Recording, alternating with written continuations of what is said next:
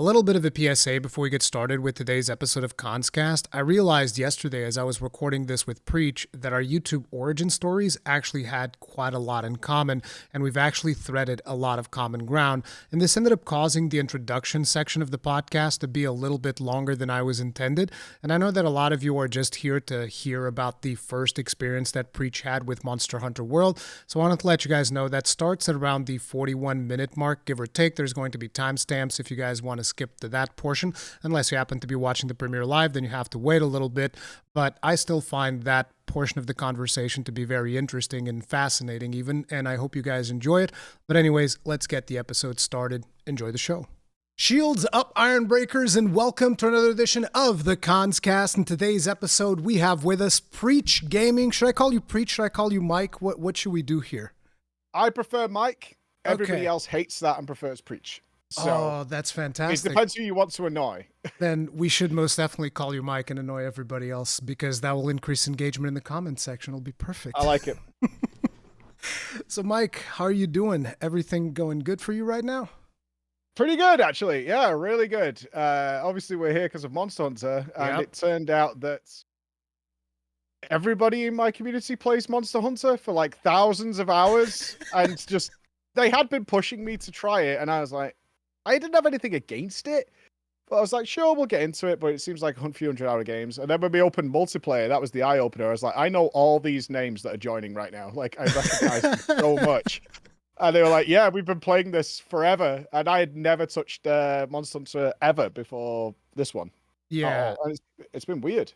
Like, an actual, genuine, surprising how much I love it. And I'm addicted to it. I haven't been home on time for over a week and a half at this point.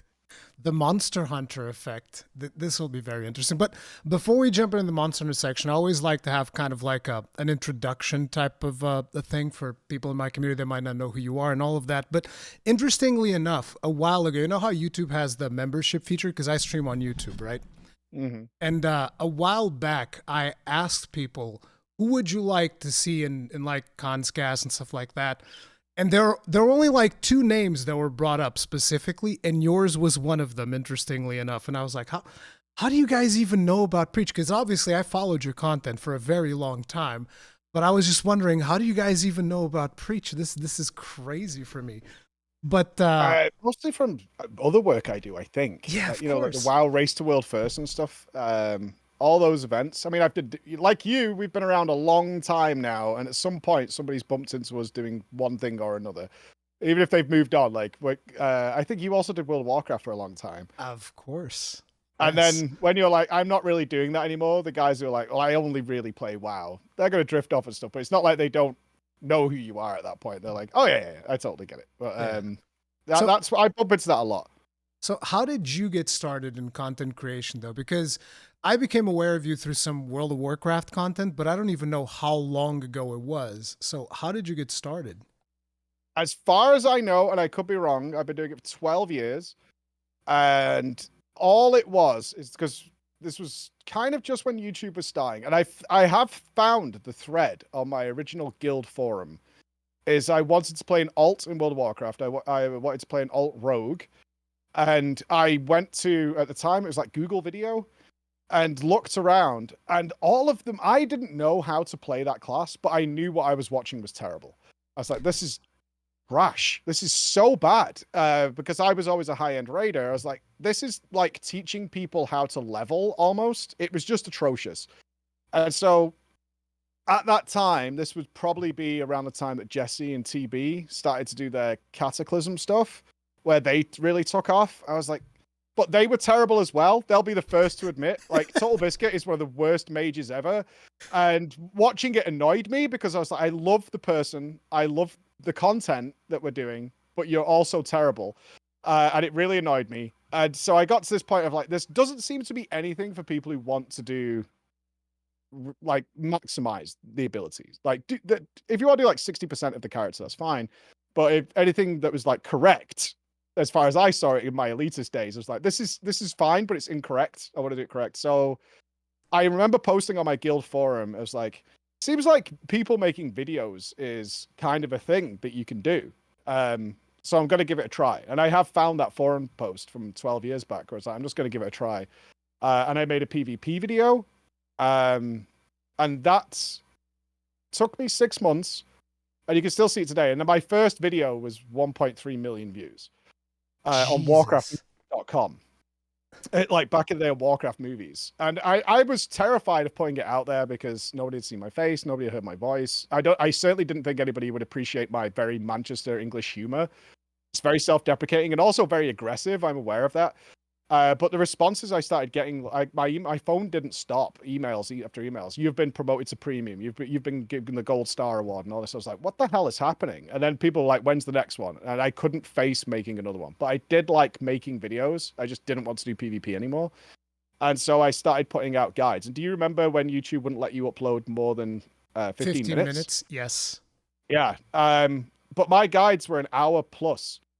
So it's still on my channel. My first videos are like Rogue Guide Part 1, Part 2, Part 3, Part 4, and I had to upload them all in bits and bobs because YouTube wouldn't let you do it. That's why I joined ultimately TGN, because they gave me the ability to upload they instantly partnered you so you could actually earn money, because remember you couldn't earn money on YouTube until your video was like authorized for many days. And that's when your views have gone. People who like your content watch it immediately. And then they're like, okay, now you can monetize it, when it was the tail off effect. So they gave me all that functionality. And I didn't go full time though for 3 years. That's smart. I was terrified because I was older. I had an extremely good, well-paying job that I hated, but it was, I could see myself being that guy in the movie who is sat in the cubicle or being in a business and just wealthy. My job could have taken me very wealthy, but miserable and not having fun and all those kinds of things. So I was like, I've got to give this a go. And the first month I got paid more, not more, I got paid from YouTube enough to pay the rent. And I quit that day. I was like, okay. On your first month of proper content creation, you made enough money to pay the rent? No, 3 years in. Oh, okay. 3 years in. I was like, wait, what? That's crazy. You could probably see right there. See that Yeti snowball microphone? Right there. Oh, yeah, I see it. People won't see it. That's the first thing I ever bought. Frame, yeah, you might not be able to see it, but there's a microphone in the stand behind me. That's the first thing I ever bought with YouTube money. I earned $40 and went to the store and bought that. I hate that microphone. That microphone is so bad. I hate it so much. It was better than them beige, the stick things. They were a little stick microphones. That's what I did all my early videos with. Is I had that, and you could tell in like my very early videos when I was not near the camera, because I always liked doing stuff with green screen or whatever. Is I'm just shouting, because it was the only way of getting audio, was just screaming across the room, because all I had was a little plug-in stand microphone, about £2.99 from I think I got given it free by my brother. So that was the first thing I ever bought. That's why it's in there. It's the first thing I ever bought with YouTube revenue. $45, I think it was.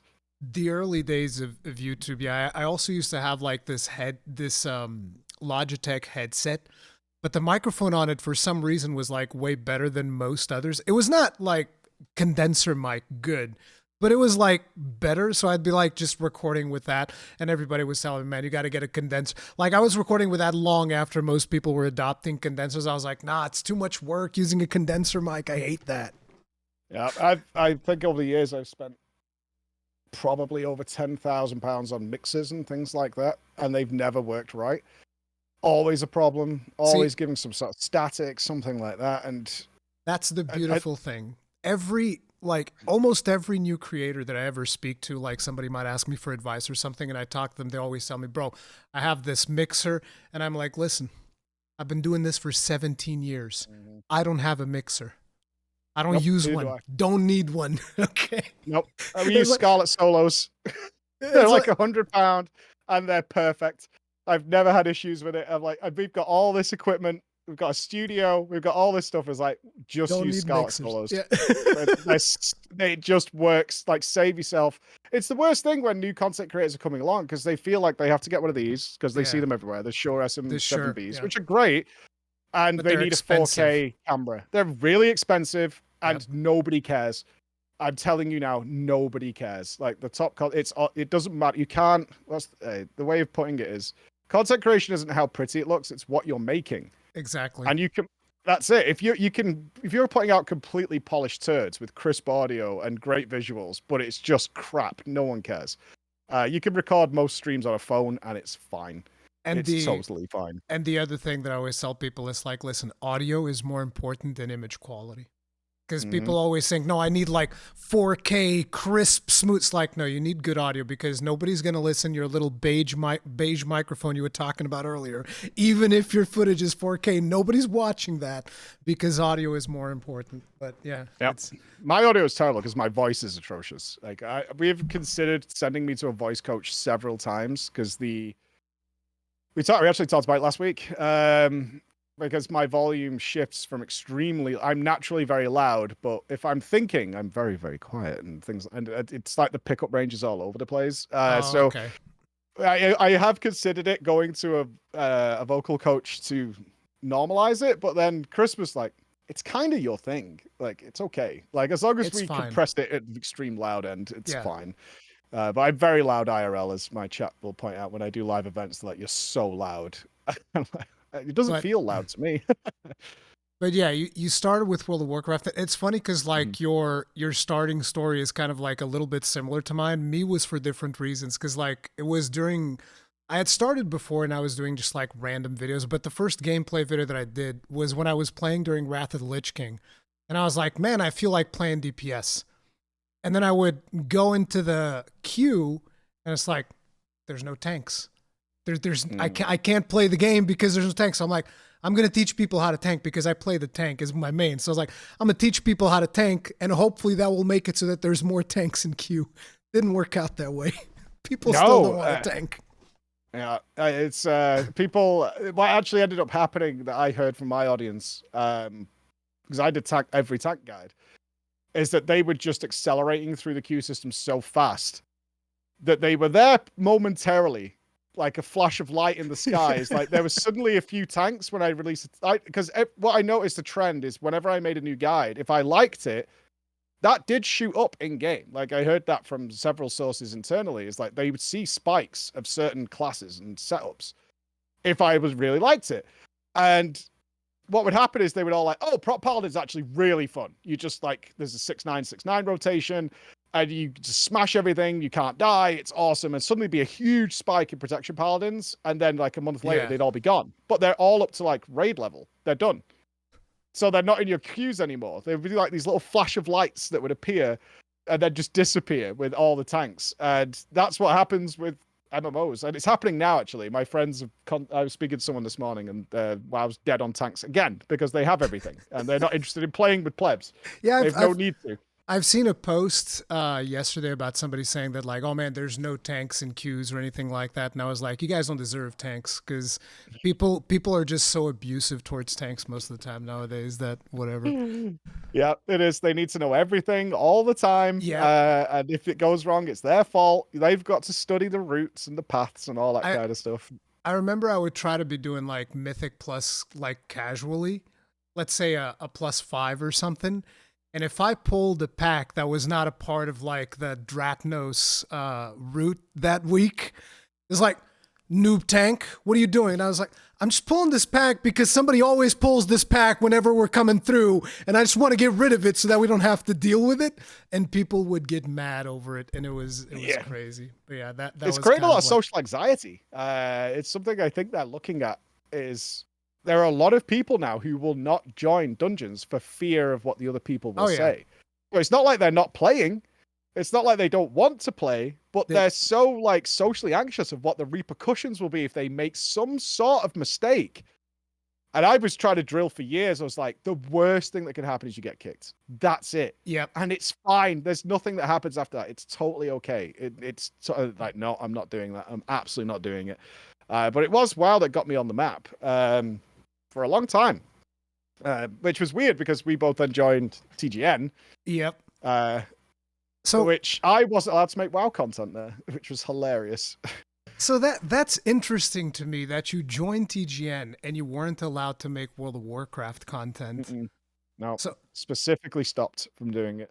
You're saying I was one of the big hosts at the time. That would have been probably me, Hangest, and Pure Shield, maybe. I don't even remember if it was just You us back guys then. were, yeah, if I could so what happened was I needed to be partnered. I wasn't earning properly for YouTube because I couldn't start earning for like a week after the video had gone out, and you couldn't like leave it unlisted either for them to check. That didn't work. It had to be public, then they would monetize it. So I was like, I can't keep doing this because it's not making sense because you get your spike in views when you release the video. Yeah. So and they'd be like, they'll be, I'm sure you remember this, they'll be like, we're gonna go out and seek out proper ad partners because YouTube gets the crappy ones, but we're gonna go to like a Coca-Cola and we're gonna play them on your videos because we're your management. And then you get way more revenue by being with us, like all these promises and things like that. Which was not true. Not true. Yeah, absolutely not true. Not true at all. And so I joined and they suddenly it got very professional, which I didn't like. Like, I don't like being suited and booted up. I had to do that for my day job. I was like, I don't want that. I kind of dream of the day I can wear shorts and Crocs and just get on with my job. And they were like, okay, this is your first meeting is Friday. I'm like, we're having meetings? I'm like, I'm just making YouTube videos. Aren't I just partnered now? And they're like, your first meeting is Friday. And I'm like, meeting about what? And they're like, oh, we have a team meeting every week. Is it with George Vanous?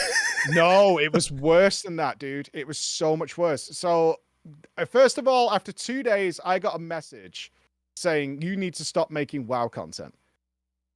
And I'm like, what? Why? That's what I do. They're like, because we have TGN WoW. And you're part of TGN MMO. And like, WoW's an MMO. And they're like, no, don't you understand? It's like Rurikhan and Hengist and Towley. They make the TGN WoW video. They make the WoW videos. They're the WoW team. And it was like Big T, I think, or whatever he was called. They're the WoW team. You are TGN MMO. It was Big C. I remember Big C. Yeah. That guy got drunk and crashed out at one point and like deleted a bunch of videos from one of our channels. I bet. Like, also was a tolerable player, but like a comedian, like a stand-up comedian. Yeah. Yeah, it was hilarious to watch, but like, I didn't get it. And I also then they said, okay, why don't you make a WoW video and we'll put it on the main, because the whole idea was that they would put you on the main TGN channel, which did get a lot of views at the time, and that would get your marketing. So they're like, make a WoW video for it. So I was like, what's the crappiest, most clickable video I can make? And it was like, I'll just do the top 5 DPS specs in WoW. Right? Absolute trash. But I can play them all. And so I can show this off. So I made the top 5 DPS classes in World of Warcraft and immediately was the biggest viewed video on the channel. It was huge. And then they went, okay, you definitely can't make WoW videos anymore. I'm like, what is happening here? What are you talking about? And so they were like, okay, we'll talk about it in your meeting. I'm like, what is going on? Because I desperately wanted to work with the other guys because you guys did a lot of collabs. I was like, let me in there. Like, listen, I want to show you something. Do you see this on camera? This is from another TGN project. You probably can't see it, but it's like TGN Squadron, which is my favorite project where we're covering Heroes of the Storm. Because we had this group. It was the same people that you're talking about, except we're doing Heroes of the Storm. And so I still wear because I still remind of this as some of my favorite times in content creation. Oh, it was great. Like, I look back at it now as obviously I was scammed, but like the whole experience was such a growth experience. Because my first meeting, this guy who was the head of TGN MMO, it wasn't George. It wasn't George. Who was No, it was was it Hengist? No, it was a 14-year-old kid from London. It was Hengist. Maybe, but I was like, did he play a druid? A feral druid? I don't know, but I was like, why is this 14-year-old telling me what to fucking do? I am losing my mind here. And they're like, okay, we're all going to play All Points Bulletin this week and make a video. I'm like, I'm not doing that. Oh, I remember I did one of those videos for All Points Bulletin. Pass. They were like, okay, you have to play other MMOs rather than WoW. I'm like, I really don't. Yeah. And everybody else was like young kids. I was the oldest person in this meeting by miles. And I'm like, I'm not doing that. And they were like, well, you have to. I was like, I can't express to you how much I do not have to do any of the things you're saying right now. And they were like, it's in your contract. It's really not. I assure you I'm the only one here who read it. And it's not in there. So they're like, well, you can't just post WoW videos on TGN MMO because they go over there. And I'm like, well, That sucks for you then. So I'll just put them on God. my own then. So Uh, let me tell you just a little bit more about George Vanus, and then we can kind of like move on because like there's enough content to talk about TGN for like ages.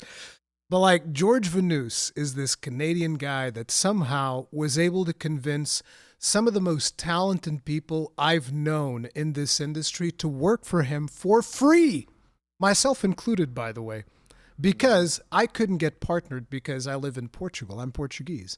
And Okay. the YouTube partner program was simply not available. So I couldn't get monetized. So my thing was we were able to do some type of weird rev share where we would put a video ID onto the videos we uploaded to the TGN channel, and then the accounting department be like, okay, all of the rev share that goes to this ID goes to this person. And so we would get paid that way. And so the thing was, before we were even partnered, everybody was working on there for years. Like we're probably working on that channel for like 2-3 years for free, for nothing. Okay. I was going to my work, and then at night I would come in and I would do videos for free for TGN to get the channel rolling. And so the thing was, at one point, I was tired. Like I'm doing all this work for free. Like what the hell's going on? So I was working on a Mac, and I was telling George, listen, I need a PC. And George's like, okay, I'll buy you a PC. I was the only person that got anything out of this. I got a PC out of it. And the funny thing is, when eventually they were able to give us partnerships, George wanted me to pay him the PC back. And I was like, you are crazy. You are insane. You are getting none of that. It's not like that money didn't exist, George. Like, no, it was crazy. I'm sure that guy made a ton of money out of it. Oh, absolutely. Like he sold it to another company called Broadband TV, and then he just like peaced out. Like that was it. He didn't care anymore. He was done. It's like all of these creators that guy saw an opportunity and grabbed it. Oh yeah, absolutely. And then he started another one. He made one called It's probably Freedom. hard to explain. Yeah, like people don't understand the Wild West that YouTube was in the early days. And there was benefits to being signed up with these MCNs because you couldn't do various stuff like get partnered or earn money or anything. And these, I did earn through that revenue share thing, that ID card thing that you had to put your code in and all that for kind of stuff. But then they stopped paying me. I noticed they gave me like you could never see how much you were supposed to get. And you just kind of randomly got money. And it was, even though it didn't tally with the views, you were like, so what happened here? They were like, oh, the CPM was probably different. That would be about the best accounting you could get out of somebody, as the CPM was probably down. It was always way less than what it should have been. And then they told me it might have been Broadband TV. Said, oh, it looks like you're owed like 6,000 or something like that we found from the last few months. Jesus Christ. Yeah, and that was from the last like 4 months. I mean, I was there for a couple of years, I think. Yeah. And so I was like, all right. So is it coming back to me? And they went, no, like all the debts have been wiped. So I'm like, okay, so what are we doing, guys? When they sold it, it was crazy. And the people that then eventually picked it up, it was a different team. And it was really cool for a while, but then eventually they wanted to expand into like Facebook and stuff, because I was actually getting paid a proper salary for a while at TGN. Like much later, because I actually moved out of TGN into the game station, which is where TB was, because I was like, I mean, TB is here. This has got to be like the big leagues. I was there when they made the switch to Polaris, because they did a brand switch over to Polaris or whatever. And, you know, Jesse Cox was there, and a bunch Disney was Polaris, right? Didn't Disney buy it? Disney then bought them. They actually bought the people above Polaris, which is like Maker Studios or whatever. It was really weird. There's like tons and tons of stories there, but yeah, it was a crazy time. It was the Wild West of YouTube, and it was I did not know that you were with TGN. I mean, I might have known at the time, but I didn't remember at all that was the case. Well, I swapped to Curse. Because Curse came along. You still needed an MCN. I swapped to Curse. Yeah. And for the first 6 months, Curse was amazing. Curse actually did get you better deals. And they would send them to you. And like on occasion, I would just get like $1,000 into my PayPal. Actual brand deals. Yeah, they would do it. They would just get an email saying, hey, we ran a brand deal on your channel in November. You got an extra $1,000 this month, which was a huge deal at the time. Oh, yeah, like, absolutely. I mean, my early days were like, I was waiting sometimes while streaming to like get a donation to get food. Like I never told anybody that, but like it didn't go well, the transition to full time for the first I don't know, a few months. So I like getting an extra $1,000. That was like Christmas was paid for. It was crazy. And that was really good. And then they got bought by somebody else because MCN started to Yeah, be phased out. MCN YouTube just did it themselves. MCN started to phase it out because I mean it was basically like it was almost like a pyramid scheme in a way because they were just like skimming a little bit off the top from the revenue of content creators. It was very exploitative and they very rarely gave you anything. For a while I feel like one of the big advantages was that you were a little bit more shielded from like copyright claims. But after a while, I don't even think that matters anymore. So it was whatever. But no, it didn't protect you from anything. Yeah, it didn't. After a while, no. Oh, yeah. Like okay. it once YouTube was, I think YouTube realized what was happening and thought, well, why aren't we taking this money? Because as far as I understand the business scheme, you sign every YouTube content creator you can, you email them if they get more than 1,000 views a month. Yep. And then you get their money, but you don't have to pay them until they meet a certain threshold. So the real dream is that you have hundreds of thousands of people and getting they don't 1,000 meet views. the threshold. Yeah. They don't meet the threshold. You keep all their money. They never earn anything, and you're just collecting all that cash in dollar amounts. It's almost like crazy. A Superman 3 angle. You know what I mean? Where you're just shaving all these little bits off, and then maybe one time you'll have to pay them $100 8 months down the line if they manage to do well. That's it. But, that was the whole. That was the whole plan. But I'm gonna move us along a little bit because it's like. Yeah. Eventually, during Shadowlands, I think it was, you made a very important video, which is when you quit World of Warcraft. Like I reacted to that video because at the time I was experimenting the Asmongold format on a different channel. I was like trying to react and doing the whole thing. And you quit World of Warcraft. Like, how big of a deal was that for you? That must have been massive. Oh, horrible. It's one of those things that happens in content creation where I still get like some abusive messages to this day. Oh yeah. That's because WoW changed, right? I mean, in that video I said if they change, I'll happily come back. Like this is where I got my career going. And I love that game. I love it to this day. I absolutely adore it. So I played for, I think I kept it going. It was a slow burn to the bottom. Like all of Battle for Azeroth, I was becoming less and less enamored.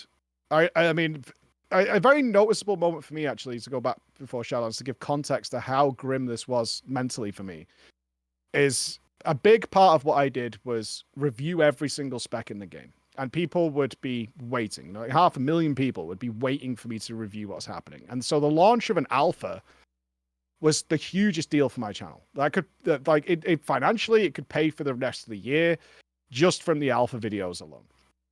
And so BFA Alpha came out, and I didn't release a single video for a week because it was all terrible. It was atrociously bad. And so my first video of BFA Alpha was like, I don't know what to make for you guys. And I'm pretty sure that video is still up to this day. And I was like, it's all terrible. All of it. Like everything has been taken away from you. They're promising we're going to get this like special armor later, which will put some of it back. But generally speaking, I've played them all and they've just taken stuff away from you. That's it. It's everything pretty much is worse than it was. And I can't make an exciting video for you guys. And then things did get a little better. They listened to that feedback. They did some stuff. I spoke to some people at Blizzard and, you know, things did change. And then I carried on with BFA, but I wasn't happy. I wasn't excited to log in. I was playing mostly because my friends were still raiding. My guild was good. I had a lot of fun with those guys. But in terms of what drove me to like want to play every alt, I loved doing that. But then they made it really hard. You had to grind Azerite power on every character. It was just impossible to have fun on all these different characters.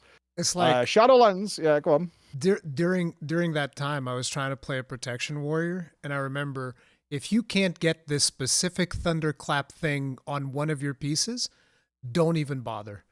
And then it would be like, I remember at one point very distinctly, which is I had done a certain Mythic Plus at like +8 with friends and stuff, sure, but like we all knew what we were doing.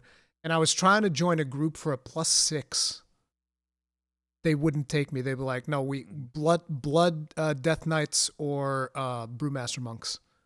That's no protection warriors. We're not taking the risk. Like, forget about it. And I was like, bro, this is literally a +6. I've done a +8. Yeah, please.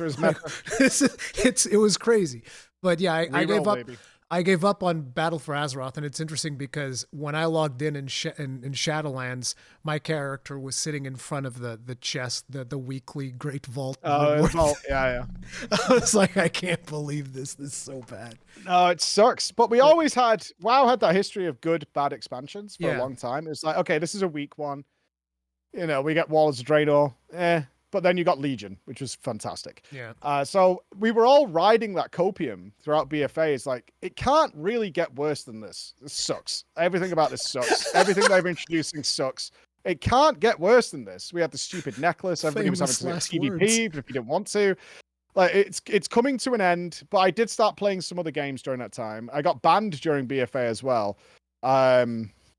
Because I didn't even level my alts. That's how much I hated doing it. I hadn't even leveled my characters, and I got banned in BFA because there was an exploit with XP potions, and I was like, finally, I can actually level my alts, and maybe then I'll get that joy to play them again. I didn't. But it was weird. That was an eye-opening moment before Shadowlands where I got banned, and I didn't actually care. Sekiro came out that week, and it was like, oh, you played Sekiro? Banned. Yeah, I played everything. Oh man, that's awesome! I got banned the week Sekiro came out. I was like, you're that's banned. Perfect. And I'm like, okay, like it was for me. It was a bad thing. Don't get me wrong. I was supposed to be on a plane. No. Listen, you playing Sekiro over BFA was one of the best things that ever happened to you. You have to embrace it. It wasn't that I personally didn't care too much, but I was scheduled by Blizzard to be on a plane to a summit, they called it, to discuss the future of the game and ideas, like a round table. I was supposed to be on that plane on Monday. They called me Friday and said, don't be on that plane. You're not welcome. And I was like, because I got banned that week. Like, I got banned that week. They were like, don't be on that plane. And that's what really hurt, because it was like, I had this opportunity to maybe do something good, to maybe help out. Not to say my opinion is perfect, but to at least throw some information into the hat and see what comes out of it. And I'd lost it. That's what really hurt. Not being banned specifically. And also a lot of people copied what I was doing because I streamed it. And they got banned, which I felt bad for everybody else, but except me, right? I was like, I'm kind of okay, but this sucks. Yeah. It turned out that summit was a waste of time, though. So thumbs up. I got feedback. They was like, yeah, no, it wasn't like that at all. But then we were all hoping for the good expansion, right? It's coming. Like, now we're gonna get a good one. They can't make it worse than this. And Shadowlands Alpha was awesome. Torghast was amazing. Yeah, I remember watching your content, and it was like, oh, this is actually looking like it's gonna be good. Like, I was excited. Yep. It was so fun. We had Torghast races with the team. We had all this stuff worked out. We were doing all this like secret testing. They were giving us content before it was even on the beta. They were like, you can play this secret server and test all this stuff out and give feedback. It was like, this is such a good direction. And then it quickly started to change for some reason. They were like, oh, Torghast should be the way you get legendaries, and we should also turn off the ability for you to get stupid in there. I was like, wait, what? What are we doing here? And just like, make it all less just fun. went away so quickly. Just take the fun away. Okay. You don't need fun in the video game. I was going to level every character in there. They were like, yeah, you can't do that anymore. I'm like, oh. And then it all changed very, very quickly. And then we played. And yeah, coming back to the original point, now we've got the context of it. It was during the allegations against Blizzard where it had gotten really bad. Like, what had been going on at Blizzard had not been taken care of. It was just running rampant, and people were not happy. And so that was kind of the straw that broke the camel's back, but it wasn't the primary reason by any means. I was also very unhappy at the time with just everything in Shadowlands, as a lot of people were. And I remember coming in, because I do have a team, and I said, guys, listen, we had a meeting before I made that video. I was like, I've made a decision. I'm not going to be covering World of Warcraft anymore. And that probably means that your jobs are over. Because we're a World of Warcraft channel. We stream World of Warcraft. We make World of Warcraft videos every single day. So this decision, but I can't keep going like this because I'm mentally fried. I am depressed. I have been depressed now for a long time. And what am I doing here? My job is to like turn up and hopefully entertain a lot of people and put smiles on their faces and walk away having a good time. And if I'm not having fun, they can tell. Like that's something you figure out when you content create for a while. If you're playing a game and you're like, "This is awesome," they're like, "He hates this." Audiences can instantly tell. Absolutely, they can tell. Yeah. They can 100% tell. So I was like, they can tell. It's gonna suffer, and I'm not happy. And it's honestly, it's making me like upset every morning. Not like crying or anything, but just like, yeah, we've got to do this. So yeah. I think most content creators go through a stint like that where they're like, oh man, I just don't feel like doing this right now. But it's kind of the YouTube algorithm is still expecting you to kind of like do it. But following up with that, I feel like you started doing like variety. But the more interesting thing is that it almost seems like you started doing consultation for some companies. Mm-hmm. Like your team started doing like consultation. I thought that was a really interesting turn of events because the way in which you approach games, because you anybody goes into your stream chat, right? They start seeing everybody saying like, oh, how come he doesn't know this mechanic? And it's like, because they don't understand the way that you're playing the game. Because most players, they boot up and they'll be like, they'll either look at Eric's or they'll look at me or they look at some other Monster Hunter creator and be like, okay, here's the beginner's guide. I know all of these mechanics right now. I know what thing do I got to do, what food I got to eat, what weapon I should be playing, and how the mechanics of the weapon work and all of that stuff. And so, the average user kind of goes through and gets those guides going. Yeah, right? It's very common. Yeah, it's there's a strange. Oh, my kids aren't here as such. There's a strange split between certainly a stream audience and what the average player is doing. Yeah. Right. It often comes down to, I think, usually you don't read. Where a game like Monster Hunter World does this, it'll bombard you with tutorials, like endlessly bombard you with tutorials. And even to the point, which I discussed in one of my videos, if you take the Switch axe, for example, is that there are 3 independent screens in telling you how to use the Switch axe that have different information. Wait. Don't dive in there just quite yet. Okay. We'll come back a bit. We'll reverse. I'll have specifics for that. But like the consultation thing, right? So which games do you think were the most interesting to do consultation on? Because I remember seeing, for instance, a video of you on Eve, and I was like, huh, interesting, because I never even considered Eve because it was just like such an impenetrable game, right? Well, that's the problem, right? That is your problem. That's the problem that Eve faces. That when we spoke to Eve, they're like, we are known as the spreadsheet game, which is very true at the high end, but that's off-putting to your new players. Yeah. So I mean, we haven't done a lot of it. Like often it's off-the-cuff discussions and comments, and the problem we run into that's with the idea of consultation is only a few companies are willing to pay for it. And with the way marketing budgets work at a lot of gaming studios is they want to throw that at their latest and greatest content. Eve's a prime example of this. So when Eve approached us, I can only talk about the ones that people know about. Right? Yeah, of course. Yeah. So like Eve is one people know what he did. They come to us and say, we have a new PvP mode that we think is pretty cool. And we want you to check out Eve so we can give you some of our budgets to play it. Right. So the way this works now is we go back and we say, that is a bad idea. What you're asking us to do is not what I think you would benefit from the most or what the audience would enjoy the most. Because you also want eyeballs on your game, right? That's one of the reasons you're paying us is for some feedback. And also you want eyeballs on your game. Everybody knows I don't know crap about your game. So what are you going to do? You're going to boost me, which they offer to do all the time. They're like, we'll give you like a high level ship and we'll send you out on your merry way. And I'm like, well, first of all, I don't know how to play the game. And the only way this works is if I get carried or we hope that some people in the audience play the game, which they usually do. We did some of those opportunities in TGN, like for instance with All Odds, where they gave us like these super roided out characters. I think the characters were like level 60 or something, and then they asked us to go do a level 40 dungeon because they're like, there's no way they can mess this up because these characters are 20 levels higher. Yeah. So, but it makes no sense to make that type of content. Yeah. No, it's not appealing, and nobody's going along for the journey, and you're not finding the faults in your game. So Warframe did this as well. Warframe got a wonderful content creator to play with me for like an hour. But he was so powerful. It was like it would be like someone coming into World of Warcraft and boosting you to endgame.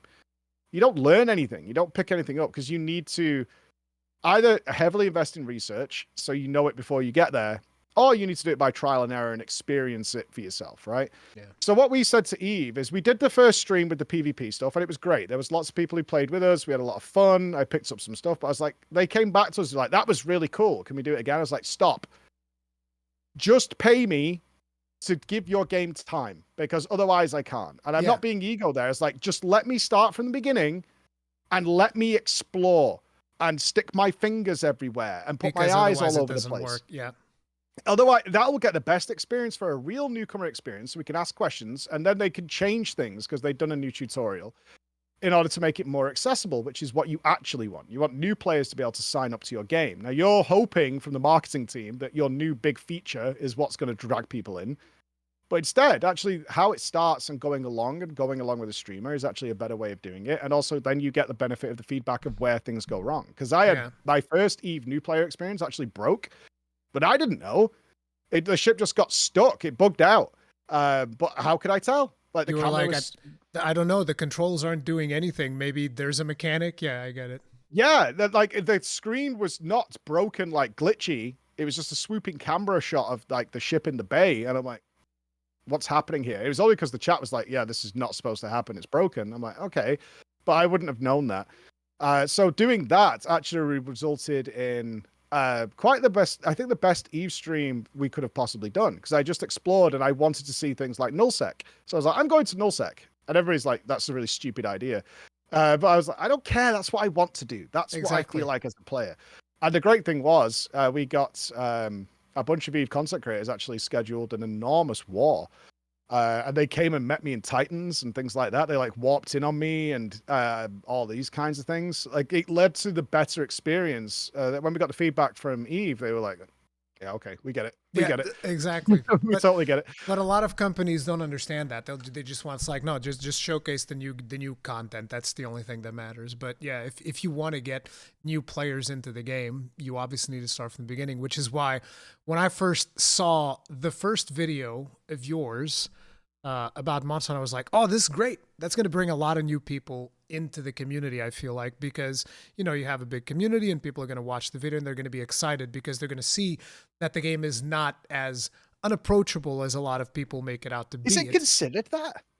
Is it considered unapproachable? Yes. Not just unapproachable. Really? I actually have some notes here because I recently conducted a little bit of a research for a video that I want to make where I asked people, why hasn't the game clicked with you? And it's just like, some people say there's too many tutorials. Other people say there's not enough tutorials. Some people say it's too time consuming, too grindy and repetitive, too much RNG. The animation, commitment, combat. The combat is too complex, and at the same time, the combat is too basic. They say it's got bad controls. They don't like the preparation and inventory management. Some people say it doesn't have enough story. Other people say it has too much story. Some people say the hunts are too long. Other people say the hunts are too short. It's very, very weird because but that's one of the reasons why I always like seeing new people come in so that I can kind of like get a glimpse, and particularly in your case, because a lot of new players, like I said, they come into the game, they start watching guide content, and then they start progressing. In your case, I'm like, no, Preach is going to just like see what's in the game and play whatever the game tells him to play and not going to do everything else. And I noticed that your chat is super frustrated. They're just like, oh, I can't believe it. Like early in Velcana, I don't know if you want me to tell you the mechanic about the roaming ballista, but Oh, I do. Okay. Yes. Again, I don't want to spoil things. I don't want to spoil things, but I understood what your interpretation. If it happens again at some point, I need to know how it works. You see, this is where it's difficult with spoiler stuff. Yeah, exactly. I am past it. I did beat it. Yeah, I know. I saw it. I love the part where you were tripping all over yourself with the Dragon Razor fuel. Okay. Insufferable. It actually insufferable. When that started to happen, I could not literally. It wasn't as bad as Zora Madrigos, which is like, I love Monster Hunter World, obviously, right? Yeah. I mean, I'm on 92 hours now. the story quest, whatever they're trying to do, needs to stop fast, because their story stuff, as soon as I see a cannon or a ballista, I just know I'm in for a bad time. Okay. And I'm like, this is going to suck I'll so bad. I'll get into that. But the first question has to be, why now? Of all Why times, now what? why did you start playing Monster Hunter World now specifically? Oh, yeah, there's no reason behind it, other than I It's have just random. yeah, a little bit. I could spin the wheel on multiple games that have been on our radar for a Okay. very long time. That is endlessly requested. That you know, when Monster Hunter, a lot of my friends played it.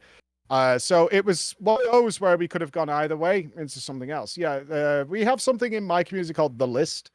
The list is kind of a meme because it's a list of, I try every year make a list of goals I'd like to achieve that year, like overall goals, and in between that we fill that with random games. So it'll, like Terraria Calamity is on our list for this year. So Monster Hunter was just on that list. It's as simple as that.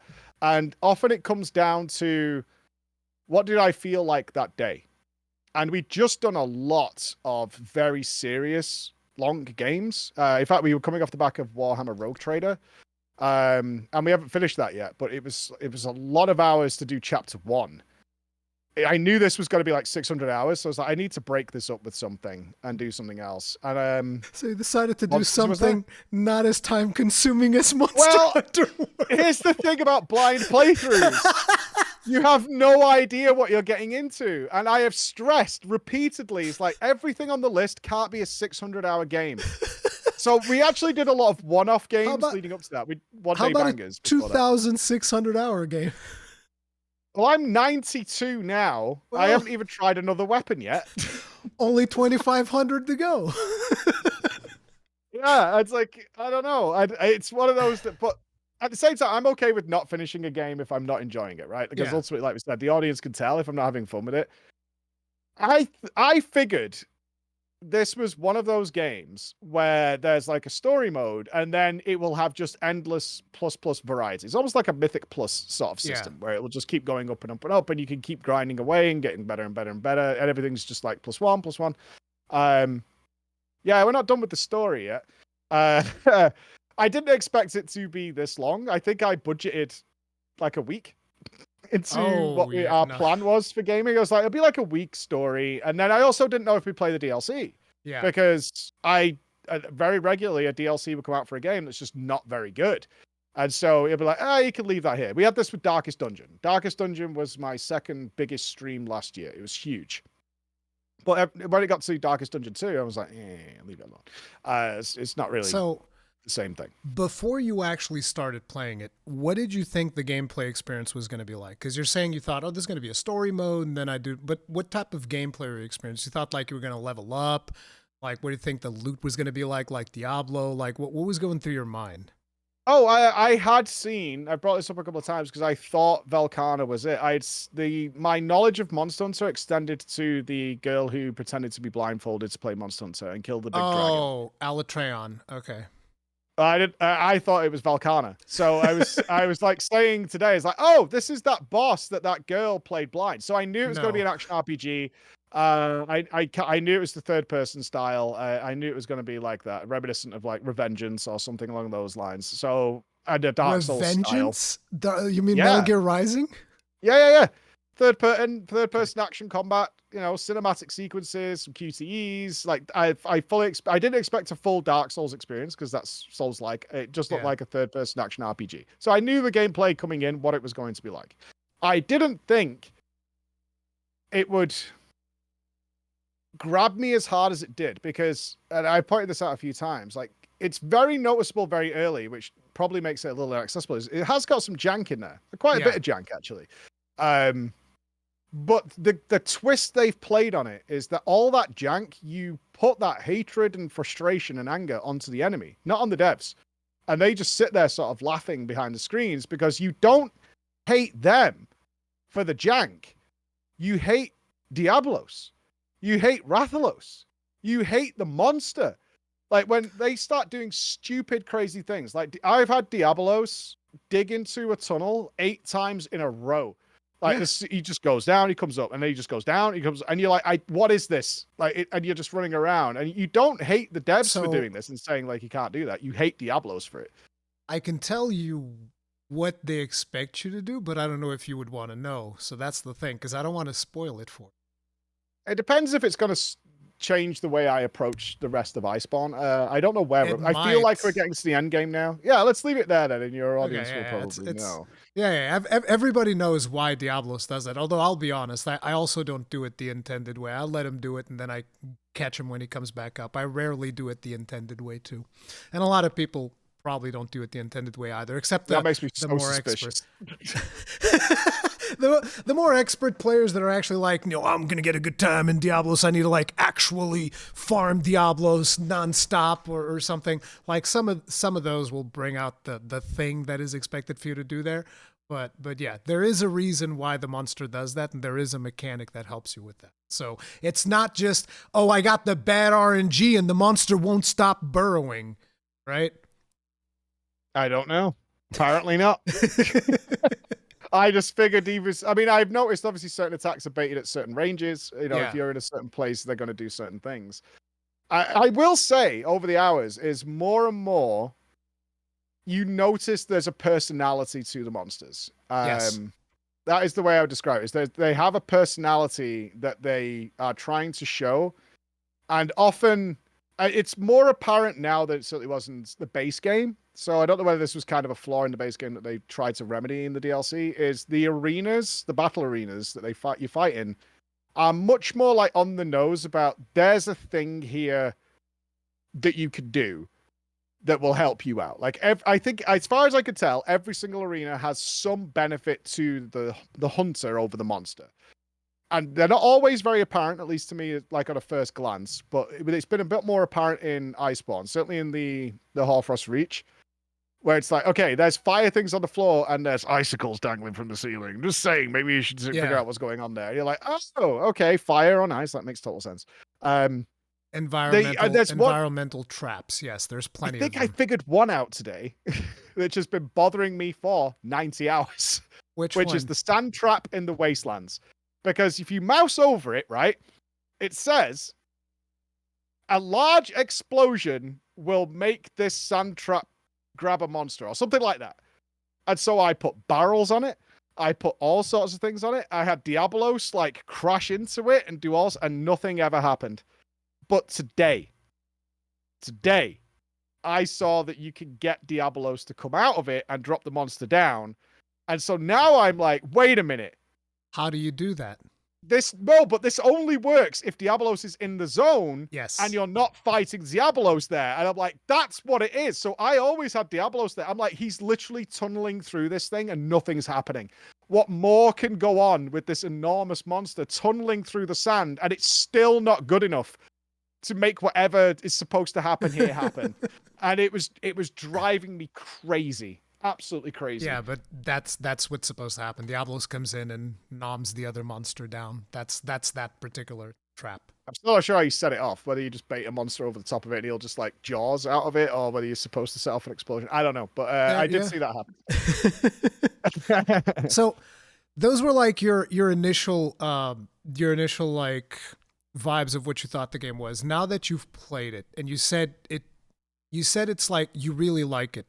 When did it actually click for you? Because there's usually a moment where it clicks. So to give you an idea, when I first played Monster Hunter, it was Monster Hunter Tri, which is one of the much older games. I hated it because the games that I played before that was kind of like, RPGs. Actually, it was World of Warcraft. RPGs, that type of stuff. And I go to Monster Hunter and I'm like, okay, I'm expecting to do like a level where I kill small monsters and then I kill a big boss monster at the end. And that's not what it is. And so I didn't like it at all. And it took me a long time having a friend of mine kind of like take me through the ropes through an even older game to kind of like understand the click. So where do you feel that it clicked for you in Monster Hunter World? Ooh, I don't think it was the first day, although the end of the first day I was definitely enjoying it. So you were enjoying it, but you weren't sold on it yet. I was enjoying it enough to be like, okay, we can play this till the end of the base game. Like, I knew that after the first day, I was like, this is big monsters. I love action RPGs in general. Bloodborne is my favorite game of all time. I like figuring out Oh, puzzles. Like there was puzzles that were clearly there that I didn't have the answers to, right? Because at first, like for example, for the first 6 days, I thought the food buff, which was like you have attack up S, was S tier. I didn't associate that with small until later in the game when I got M, and I'm so like, wait, so attack up L. That's what attack lame. It's like it's not that good. came later on, and that's when I registered. I was like, wait a minute, M. Oh, this is small, medium, and large, not Yep. S tier. And because I was like, oh, cool, I've got S tier like defenses, solid, which I did not have. I felt very powerful with a confidence that was undeserved, obviously. Placebo So effect. yeah, a little bit. I'm trying to think because I'm sure it's become apparent I am awful with the monster names. You can just give me a general description. I can probably figure it out. I think it was Diablos. I think Okay. it was probably Diablos, which was day 2 or 3, I think, because Diablos was the first boss that rinsed me like really quickly, and I had to start thinking, how do I outplay this? Because it was the first time I was playing a monster that's two hit me. And I'm very stubborn overcoming it. And I tried stress even I know what I'm doing right now is incorrect in some way. I should not be fighting this. I should be going and getting armor. I should be getting stronger. I should be learning more combos and things like that to punish him appropriately. But it was also felt like a first big boss because it was similar to other monsters, but it had its own big thing to it. But I felt I could do it. I have a meme in the community of like, it's doable, so he's probably not going to move on from this. And overcoming that, I was like screaming like when I killed it because I threw everything at it, absolutely everything at it. I came in. It was the first time I like brought traps that I could craft more traps because I needed to lock him down. I was like planning it around his frenzy. I was learning the exact pattern to move away from certain attacks. You know, I had to invest into the game to overcome that challenge. And once I'm invested into the game to overcome the challenge, that's when I'm in. Because I am locked in at that point. I'm now like solving little bits of the puzzle to get to the end of this. That isn't just like don't get hit, lol. You need to play better than that there, and you have all these tools to your advantage, like flashing the butterflies, to spark him and blind him for a second, and all those kinds of things. You mean shooting the flash Yeah, flies? the flash flies that are just dotted around in his bedroom in there. Utilizing those, starting to use more of my toolkit because everything up until then I could kind of just whack and it would die, and heal if I got hit. Right at that point, I'm less engaged because it's like, I can kind of just whack away. It's not perfect, but it just works. That was the first time I think that I had to really think about, okay, how do I counter some of these things? How do I position properly to try and get him in certain areas? And even then, I was only using probably a third or if less of the actual mechanics of the game. That's before I figured out how to make things hit a wall. In fact, I only did that today. I had done it by accident a couple of times, but I had forgotten one of the tutorials. Wall banging, yeah, because I actually gave up on it because I was like, it doesn't seem like it does a lot of damage. I actually think now it's percentage based. I think that's how it works. Yes. Yeah, and that made sense because on like Valkana, I did like 700 damage to it or something. Yes. Nearly 1,000 damage. I was like, holy crap, this thing must have tons of HP. And then I did something else and it was like 400. I'm like, okay, this is just percentage based, but it's still very good. So this is a good time for me to tell you that you've never actually played the base game of Monster Hunter World, unfortunately, which kind of sucks because I don't think that this is a spoiler, but the clutch claw mechanics and the wall banging mechanics, these are things that were introduced with the DLC. With Iceborne. So technically speaking, I'm sorry, what? I would say good news is I barely used the claw in the base game, so thumbs up. But it's like the problem is that it affected the game in a way. I was thinking today as the best way of explaining this to you, and what I came to mind was, you remember when we had Wrath of the Lich King pre-patch during Burning Crusade? Mm-hmm. Fundamentally, at that point, you could never really have the Burning Crusade experience again, right? Because the game was... It's the same thing with Iceborne. After Iceborne came out, if you own World and Iceborne, it's just not the same that it was back then. Now, you can actually go into Steam and disable it, but there are mechanics that will always work with the new way that they do it in Iceborne. And I'm not sure if I should explain them to you because some of them your chat might consider spoilers, so I'm not going to get into details there. But let's just put it like this. There are things that happen now to monsters that wouldn't happen because of those new mechanics back in base world. So yeah, it's unfortunate that you can't really have the base world experience anymore. Kind of sucks. I'm kind of curious how you would break armor then, because I only discovered that in Iceborne properly, is to weaken an area. Yeah, you didn't do that. It didn't happen. Well, I didn't do that in the base game. So there you go. You came close to having the base world experience. So there you go. Pretty close. Yeah, pretty close. Not intentionally by any means, but in fact, I did try the claw because obviously I start the game with the claw and there's a little claw tutorial, so it's not like I wasn't aware of it. But it was so, at least in the early game when I was playing, it was so 50-50 on whether it would do what I wanted to do. Like sometimes I would feel very, very close to the enemy and claw at its face and it just wouldn't reach. And I'm like, this is just really irritating to get back in. Sometimes I've actually only discovered today, you can't grip on to certain parts of enemies that you would expect to. Yeah. I was trying to, I think it was Velkhana actually. I was like, I want to get the leg because it's easy to attack, but it automatically goes straight to the wing. And I'm like, oh. Yeah, you can't. And then I aimed at her toe to prove it to myself because I thought I was losing my mind. I was like, I'm aiming at her toe, the wing's miles away, and it just goes, you're going up to the wing instead. I was like, okay, so you can't grip onto everything you think you can. It's specific things, and sometimes there will be monsters where you're like, oh, I should be able to grab onto this, but you actually can't. Sometimes I even forget, like, if I remember correctly, you can't grab onto, like, Brachydios' legs either. I think it always goes to his hands. Yeah. Yep. Yeah, so it's like even I that I have like thousands of hours in the game, a lot of times I'll forget, oh yeah, I can't actually grab onto that. That's so annoying. But yeah, it's weird. Yeah. Brachy was the other one because his legs are so prominent. And you want to go there because you'll tip him over if you hit the legs and whatnot. So yeah, it makes you want to do it, but no, yeah. Yeah, really weird. It's just one of those things where they wanna be sure, okay, we have to account all of this into the mechanics of how this plays out, and you have to remember when you're in a multiplayer setting, there's gonna be 4 players just clutching onto the monster at once. It gets super hectic, so they have to like put some limitations in. At least that's what I think. Oh, it makes sense as long as you tick the box, and I'm not going to push it now because I kept thinking I was just badly aiming the claw. But now after trying it and being very specific about where it's going, I'm like, okay, you just can't do it. That's okay. I'm fine with that. They'll have their reasons for balancing why they don't want you to do that. I'm like, I'm totally fine with that. It's just that I thought I was an idiot and just a bad aim. I'm like, no, I'm definitely aiming at the leg. I'm sure of it. But did something sweep in front of it? Did it like flap its wing? And I was like clipping the wing and things like that. So once I know, like, no, you just can't do that. I'm fine with that now. But that was another lesson learned today. Is like, okay, yeah, it might seem obvious, but you can't do it. Okay, that's fine. Accept that and move on with our lives. That's okay. I'm going to tell you that I'm not going to say that it is a huge portion, but I will say that a significant portion of the Monster Hunter community actually does not like the mechanics of weakening and clutch claw. How do you feel about those? That's a good question. I've only recently discovered it. In fact, 2 days ago, I think Friday, I figured out that what the clutch claw break did. I agree with them, kind of. It could be very, I think I do agree. I don't like I like the idea of the clutch claw to get back into the combat, to keep that fast pace. I like that.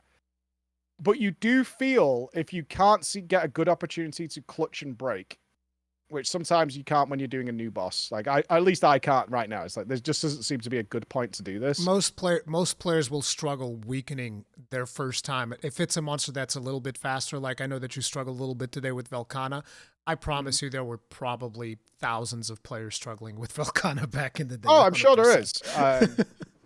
But it does feel like you're wasting your time on damage, not doing it.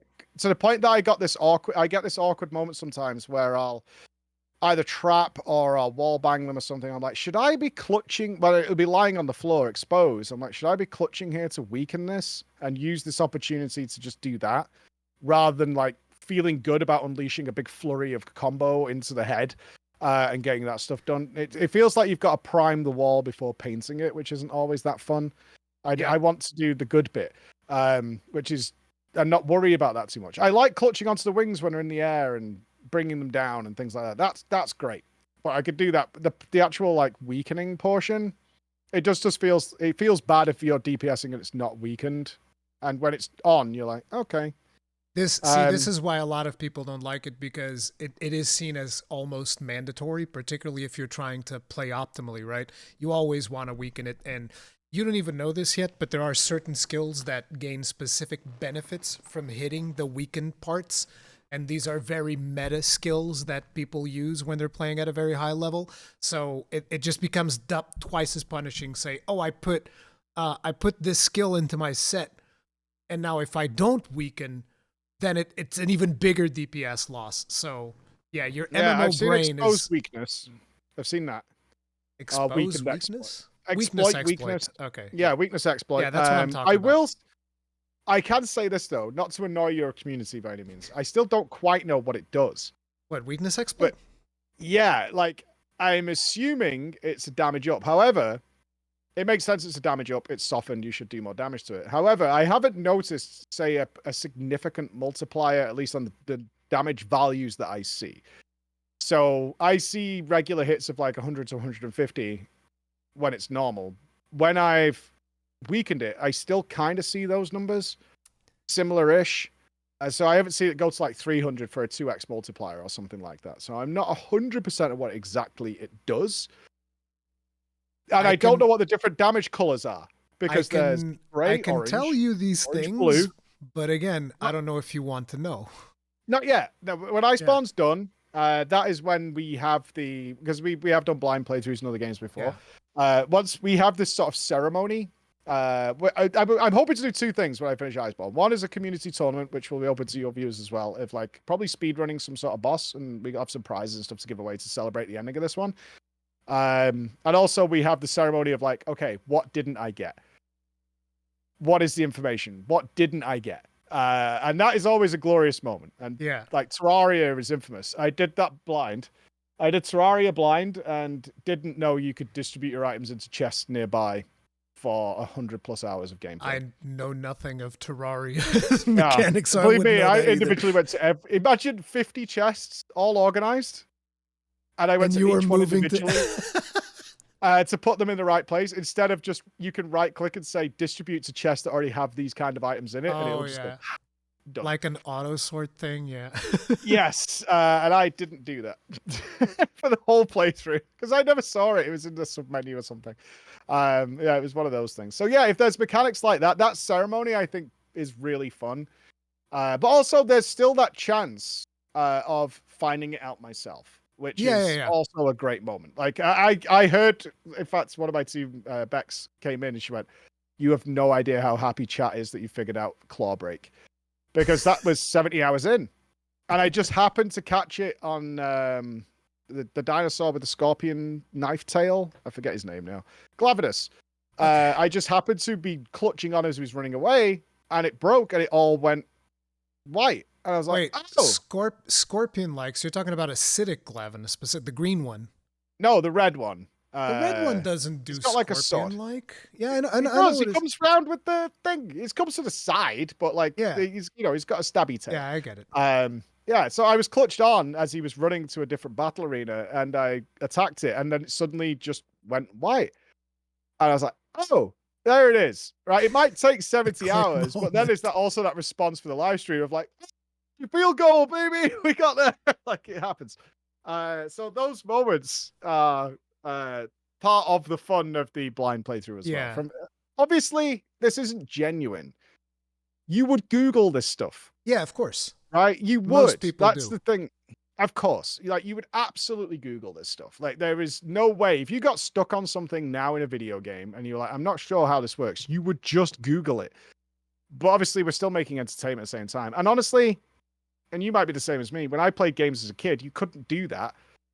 And this is how we figured stuff out. And it was really fun. Those moments of revelation, I find real joy in. Of like, we sussed a thing out. That's cool.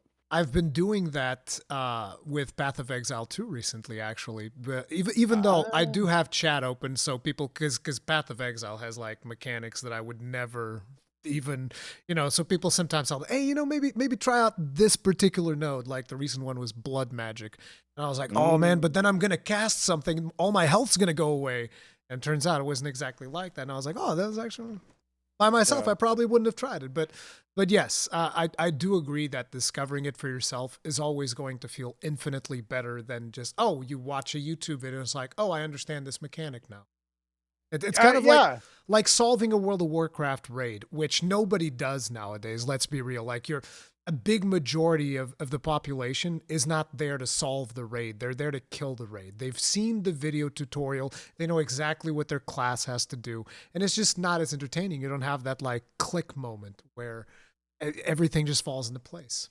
100%. I mean, I'm lucky enough that I get to vicariously do that still in WoW, despite not actively playing day in, day out. Like, with the Race to World First, I get to see and Yeah. experience that puzzle solving happening. But you're right. Like in World of Warcraft, of the millions of players that game has, there's a grand total of like 60 people who play that way. Yeah. Literally. That's it. Like, it's only the top 1 and 2. And even then, they're learning, depending on who's in front, they're learning from the other team.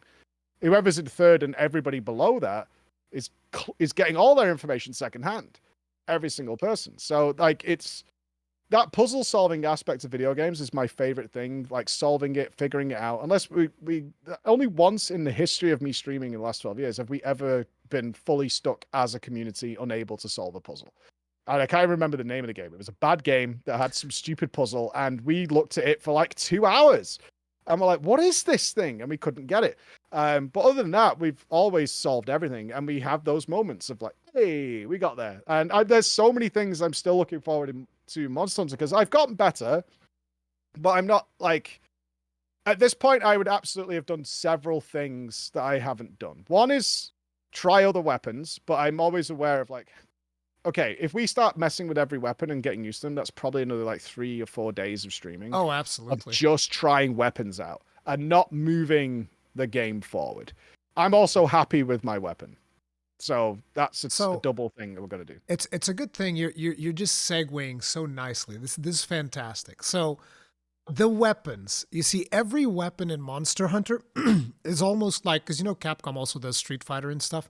So every weapon is almost like a Street Fighter character. So learning a weapon is kind of the same investment that you would have in going from, say, Ryu to playing Chun-Li. It's a completely, at least I think they're completely different characters. Yeah. And so in order for you to learn it, it's going to be a big adaptive thing. So right now your muscle memory is on Switch X. And I want you to walk me through your process when you were going through all of the weapons, which I assume you did in your beginning stream or something.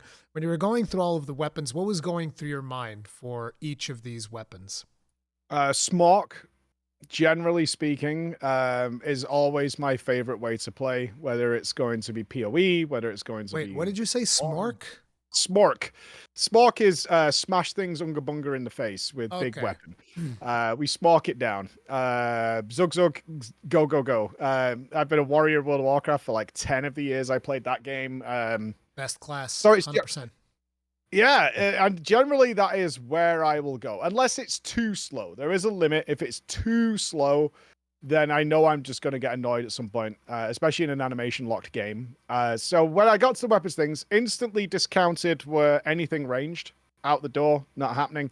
My man, that's the way to do it. Get rid of them bow guns, get rid of the bow, 100% agreed, based, 100%. Yeah. No, the reality is, usually when it comes to, say, speed running, most players look at bow and bow guns as like that's a separate thing. I mean, in general, people don't really do speed runs of, say, sword and shield versus long sword, something like. Every weapon gets its own category. So if you're posting a speed run, one of the important things to say is which weapon did you use, because then they'll put that in the charge blade category or in the dual blades category. So traditionally, speedrunners don't really compete inter-weapons. Like they might if they're doing something fun, but usually in the competitive scene, it's like, okay, here's the clear times for longsword, here's the clear times for sword and shield, so on and so forth. And usually the ranged weapons are way above all of the melee weapons. They're just super powerful.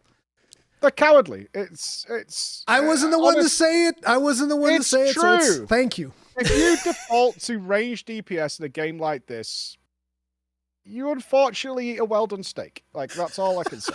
Like it's cowardly, and you know it is, and you're giving yourself the easiest time possible. That's just what you're doing. Totally you know not making a short of this, I promise. You're just frail. That's all. You're frail. You've got a weak will, is what's going on there. Oh my god, this is so much better than I could have expected. It's true. Like that's how I feel about it as a smoker. I look at anybody playing a bow and I'm like, okay. You're doing really well, buddy. I'll be down here in the trenches with my feet in the mud, getting things done. And yeah, well, you keep over there keeping your lapels tidy. I know what's going on. But yeah, anything ranged was out. Anything, generally speaking, anything that I think might be a bit funky and weird, I tend not to lean to. Like there was like a horn. You don't like funky and weird, and you're playing Switch Axe. I do like funky and weird, but that'd be something I try out later on. Okay. Like, I am interested in those things, but if there's like a very gimmicky thing, and I agree, Switch Axe is gimmicky, but I'm getting there. If it like on the face of it seems gimmicky, I'm going to discount. I'm like, and there was another one that like, from what I understood, just glancing at it, again, this was blind. I had no chat guiding me or anything like that. It was like some sort of glaive that threw insects at people. And I'm like, I don't know, that sounds like mage, like ranged and melee mix or something like. And then you have to like micromanage the insects or whatever. Yeah, so I was like, whatever. So I went to Greatsword first, I think. That's usually where I go. I think the Greatsword. No, I did Hammer first. Hammer. Yeah. So, Hammer go bonk. That's me in a nutshell. Hammer go bonk. So the Hammer did go bonk. I liked that a lot, actually. So let me just tell you right from the get-go. That is the weapon that the main person at Capcom responsible for the Monster Hunter team, Ryozu, that's the weapon he played. It's the hammer. Mm. Yeah, I liked that. That was very simple. It was like 2 buttons and it went bonk, bonk, bonk. And it was like, keep pressing the button to hit harder with your bonk. And I'm like, okay, I can bonk. So I kind of liked that a lot. The hammer was cool. And then I could feel that I've only really played one weapon, so I should go and try some other things. I tried, I think it was the longsword. It might have been the greatsword, but it had like a shield and that involved blocking. Again, weak So that spirit, would have been the short blocking. sword or the charge blade. Yeah, one of those two. But as soon as you've got a shield out, you've basically given up anyway. So hey, I put that. Now wait a minute. Come on. What? No, I don't agree with this. Now we're getting in problems here. Now this Can is I a ask problem. a question? Can you block Tigrex's attack and just stand there and block it? Which Tigrex's attack? The one where he charges at you. Yeah. Yeah, weak spirit. Like you've got to get out of the way of that. You got to figure it out. That's just cowardly, all right? If you're just holding block down. Next, you'll be fighting Melania with some sort of cheese. Again, I'm a smoky kind of boy. Yeah. So then I tried the Switch Axe. And I'm surprised you never went for the greatsword amidst this. I think I did try it. It was too slow. It might have been too slow. It's probably too slow. I think I did try it. Yeah. No. Wait. Your chat told me. I think because I reacted to your first video. I was like, I don't want to watch all of them because I want to be fresh for the podcast, but I do want to watch the first one. And then when I asked chat, wait, he's talking about being Zug big weapon. Like, why didn't he try the greatsword? And my chat told me like, well, he saw that you could block with it, and so he decided not to play it. It had a guard ability, weak spirit. Yeah, there'll be none of that. Nobody uses block with the greatsword. Okay, nobody uses block with the greatsword because you will be judged as soon as you do it. But then the Switch Axe had a really good speed of animation. I like the animation, and it's also was like an axe and a sword, best of both worlds. I generally favor two-handed axes if I can get them in any game. Yeah. So I was like, oh, this is cool. It's got a two-handed axe. And I will be coming back to the gimmicky side of it, though. I didn't know what the gimmick really was. I thought you could just switch between a sword and an axe, which proved to be incorrect. Nope. Is that there's a lot of micromanagement involved. Oh, yeah. But I didn't know that at the time. So I was like, oh, this seems cool. I'm going to use this. And then over the course of the next few hours, I was like, why are all these gauges that are filling up? Why does this one light up sometimes? Why does that do that? And then I found, because it's got your prompts in the top right, I was like, you can do something else and start stabbing things and exploding them. And then now there's a lot more to it, but I often get distracted by what the new boss is doing. And I forget, and suddenly I'm like, okay, I found my weakness. And then it's like, oh, you forgot to reload your weapon. And it'll just stand there and reload as the boss bites me. But that's errors that come. I'm not going to say anything about the reloading. That's if you want to know more about that, you can ask me, but I'm not going to say anything about the reloading. I know, I'm aware of it. I know it's bad, and when I do it, my soul dies. But it's because I'm like so focused on something else, Yeah. and it's like I'm not checking the little gauge up in the top left. So I ended up with a gimmicky weapon, kind of by chance, No, more but than anything else. during the beta that they did for Monster Hunter World, I actually was planning on doing Switch X as my main weapon because I don't know if you know the name of the thing when you clutch onto the monster and then it explodes. That's called zero sum discharge. That is a big dopamine hit every time. It is. I'm concerned. It does. I don't know whether it's the highest DPS It though. doesn't matter. It is cool. Although you can, I found out literally today is that if you hook with it, you could just chain it infinitely, Yes. which That was seems very overpowered if you I can think pull that off. I think they nerfed that at some point during Iceborne. This was like years ago, so I don't actually remember. There's been a whole nother Monster Hunter since then, so my memory is not that great on that. But I do remember at one point that was like the meta for that weapon is I think you already have do you already have the Rocksteady mantle? If you don't, I'm not gonna tell you how to get it or what it does. I do not. I can't Not. find the. Okay. I can't find the fire mantle anywhere. I know it exists. 'Cause if thunder, water, I've got 3. Maybe the fire resistance just ones, doesn't and exist. What do you mean? there is no way it doesn't exist. And I have looked everywhere. I've done every quest in the old game. And now, in fact, there's an ice one somewhere as well, because I now have the quest to get the upgraded iceproof cloak. And I'm like, I don't have the base one. So I'm kind of curious if I finish that quest, will it just skip me straight to getting that one? I'll find out later. But I don't there's know no myself. more quest to get. And it's like you don't have a fight because I wanted one for Teostra. No, Lunestra. It's because of the way that quests trigger. It's not just about completion. Let's just put it like that. It's not just about I'm going to do all the quests and that's it. There's a couple of more steps to triggering certain. Yeah, I know because why? Listen, I recently was doing like my 4th playthrough because I don't know if you know during the beginning of this year they had this campaign which was called Return to World. I'm not sure if you were aware of this. So here's what Capcom did. They announced Monster Hunter Wilds. I'm sure you're aware of that, right? Wilds is coming out. I was invited to go play it. I turned it down because I didn't want to. So during December, they did the teaser for Monster Hunter Wilds, right? And then in January, they come out and they're like, guys, what if we all just played Monster Hunter World again? Like that was it. There was no new content for added. World of Warcraft.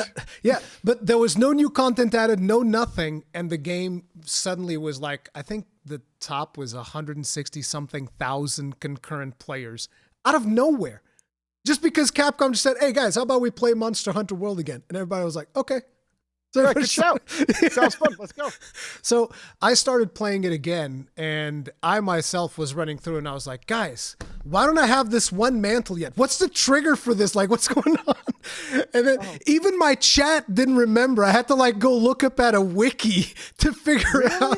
Yeah, because you know, when I'm going through the game the very first time, you're exploring literally everything. You're doing literally everything. When you're going on like your 4th, 5th playthrough, I'm no longer doing that, right? I'm doing the key quests. I'm doing the things that I know that I want for the gear that I want. And, you know, I'm still trying to do all of the optionals and the requests and all of this stuff. But at the same time, that's not enough to get some of the triggers. So I was already in Iceborne and I was like, bro, I can't believe I still don't have this one mantle. And I had to like look it up and it was crazy because I was missing like 1 or 2 things that I should have done. Yeah. That's really annoyed me now because I went through a really stressful period. You were doing every single quest. I did them all that had a quest objective, right? Because they have a chat bubble next to them to say there's a reward for this. Yeah. So I did all those, and I'm looking at it. I'm like, there is nothing here about another mantle, but I know I'm missing at least 2, maybe 3, because you said there's a granite one somewhere. So there's like 3 I'm missing, and now I'm getting the upgraded versions. And I don't have the base version, and I looked. Besides, it's like complete every optional. If you have the quest for the upgraded version, I'm pretty sure you already have the base version. I don't think you can get the upgraded version quest without having the base version of that thing. So you probably already have the ice mantle. I'm not sure if I should have said that. I'm not sure if I do. I checked through my mantles. I might have, but I did look through them. Streamer brain. Maybe like that was something that I was trying to explain to your chat today because people are like, oh man, I can't believe he hasn't figured out this one thing yet. And I'm like, I really wish more people would understand that there's a big difference between streaming a game and playing a game. And people are like, but he doesn't have chat open. Doesn't matter. He's still focusing on keeping the momentum of the stream going, Yeah. doing commentary, doing all of these things. And these are things that take your attention away from the game. So it's very easy to I ignore wouldn't be playing mechanics. Iceborne yet if I wasn't streaming. I would still be doing my optionals and monster base game stuff because I actually like the completionist aspects of it. Yeah. And going back And and you would getting have learned way more. I would have learned way more. Like it's one of those things that we talked about in our we do like an end of day kind of review of how that day went without spoilers, right? Mhm. And we were talking about the day where I thought we were going to Iceborne because I killed the last boss. I can't remember the name of it now. Xenojiva. Zerjiva, the sparkly hands dragon. And I thought we were going to Iceborne. We're like, wait, there's all this extra stuff. And we were talking about like we condensed what was actually months of patches into like 7 hours. And that doesn't involve like practicing the monsters, getting, doing them repeatedly over and over again, where you get very, very comfortable with fighting these monsters and you see opportunities that you don't see in the first even 3-4 kills, like become very apparent to you. All that like gameplay experience isn't there. We're just I've killed a Leshy once, right? Because I did the Witcher quest line. Leshen is a terrible monster. Don't worry about it. I'm not bothered about it, but that's the example. It's like I've only Yeah. fought that once ever. That's it, and I killed it and moved on. And then Behemoth, I've done twice, and obviously I was messing around with it until you read the ecology report. It's like, yeah, you're supposed to be multiplayer. I'm like, Yeah, it's very much designed for multiplayer. Like I actually saw you struggle a little bit through that, and it was fun to watch because I was trying to puzzle solve it. Yeah. That guy with the stupid mohawk, I hate him. He gives in my opinion, a really bad voice line. You don't like Aiden? Poor Aiden. It's called like Ace Yeah. Guy or whatever he's called. Yeah, his name is Aiden. He's not as bad as the handler. I can't wait till she runs off a cliff. The handler, everybody hates the handler. I like the handler. I'm sorry, I'm a handler enjoyer. A handler, I don't know how that's possible. If I could in some of those cutscenes just kick her off the edge of a ledge, I'd tell no one. So no one would evil. witness. No witnesses. She slipped. It's icy out here. It was unfortunate. But he has a voice line dialogue line where he says, "Oh, the comet has dropped. Stay near it and don't let the behemoth attack it." And I went on and I'm like, "Oh, there's a gimmick to this. Okay. What is the gimmick?" And that was it. I was gone for an hour. And obviously my entire chat knows like this is not what it's saying, but that's what the line is. So I've positioned it near it. And I'm like, well, what can I do with this? Well, he casts Charybdis. And you could drop that wherever you want because it like follows you. So I'm like, whoa. Maybe if we put the tornado on top of the rock, it lifts the tornado up and it bonks it lifts the rock up, it bonks the comet on its head. You get this big DPS window. Tried that, didn't work. And I was like, okay, the meteor also tracks you. So maybe we put the meteor onto the comet and it explodes and it does something to him. And I was like going around for like an hour, like 3 or 4 pulls, like figuring out what is the gimmick to this. And it turns out it's exactly what I thought it was in the first 2 seconds. I was like, oh, a rock's fallen, which is always line of sight in an MMO. If a rock falls on the floor, it's line of sight. Which is the same mechanic in Behemoth in Final Fantasy XIV. It is. And so it was my initial thought of what this is. As soon as I saw a comet drop, I was like, oh, so we're doing something with line of sight. I think I even said that when it dropped. I was like, oh, it's going to be line of sight. And then this guy goes, wait, this thing's really important. He's stand near it. And I'm like, okay. It's because most Monster Hunter players are not necessarily MMO players. That's why they felt the need. We need to call this out because they're not going to understand it. But because you are an MMO player and that's an MMO crossover fight, it was instantly for you. Okay, this is line of sight. Easy mode. Boom, done. It's worse, though. There's another line of dialogue the same guy has, which actually tells you what it's supposed to be for. And it plays it. When we did the multiplayer version, it went, oh, the comet's down. When he casts ecliptic strike, hide behind it. I'm like, why not just have that one dialogue instead of making me dance around this comet while trying to... I'm like, so is this like MMO tanking now? We have to like aim the behemoth this way because you can get enmity on it. Yes. And then make sure it doesn't swipe it and do all these kind of things. Why not just have that one dialogue that tells you, oh, later on there's going to be another mechanic? I'm like, It very much works exactly like an MMO. That was the whole intent behind that Oh, I've fight. killed it now. Yeah, we've done it now. Did you but, do Extremoth? Yes. But it's You hard. did Extremoth? But wait, was it with Iceborne gear or with It was with viewers, so Oh, okay. They probably had Iceborne gear. Okay. it's like sending a nuke in so it would kill an anthill. Because Right? like I progged that monster, okay? Back in the day, I progged Extreme Behemoth, and that was very, very rough for us to kind of like learn how to do it. I even had a friend of mine, I had to like force him to not play Aerial Insect Glaive because he couldn't see when he had Charybdis on him. And we had to place Charybdis at the edge of the map because in Extremoth version, it was just like, it was crazy. I actually very much turned on my MMO brain. I was like, okay, guys, listen, Charybdis needs to be dropped away from the fight. I don't want a single Charybdis in the middle of the fight, not a single one. And I was actually playing a build that I called the White Mage, which is a sword and shield build. And basically, actually, I don't know if I should tell you about these skills or not. That's the thing. Basically, I know boosters, group boosters.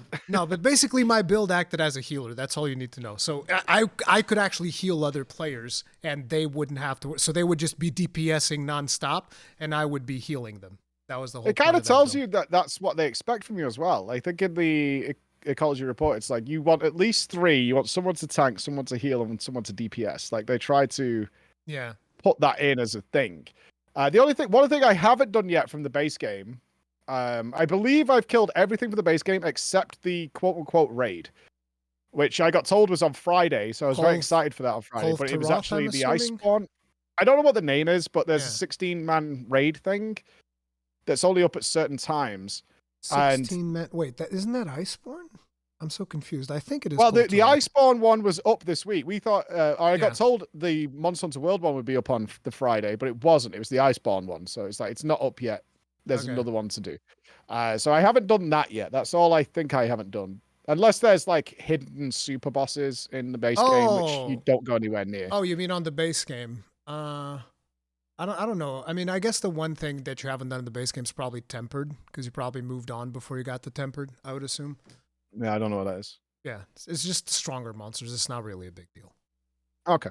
But yeah, that was, as far as I know, that's everything I've done, but not the raid.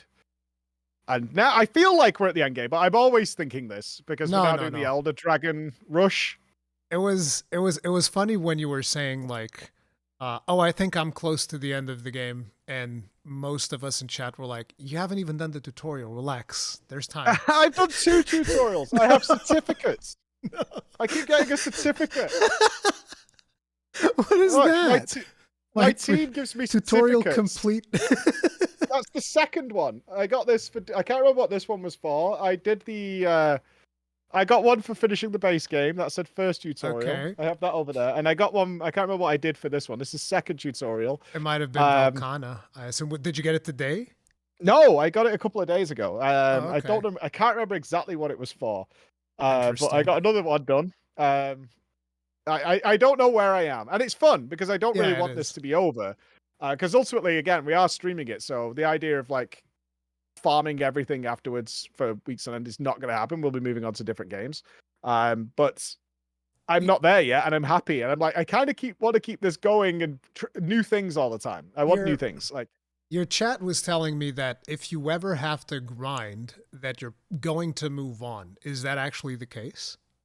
Yes. I am so done with grinding from the gaming I've done since I was a little kid that when the grind hit, Warcraft, I would assume, yeah. And MMOs before that. Like I played MMOs before WoW, and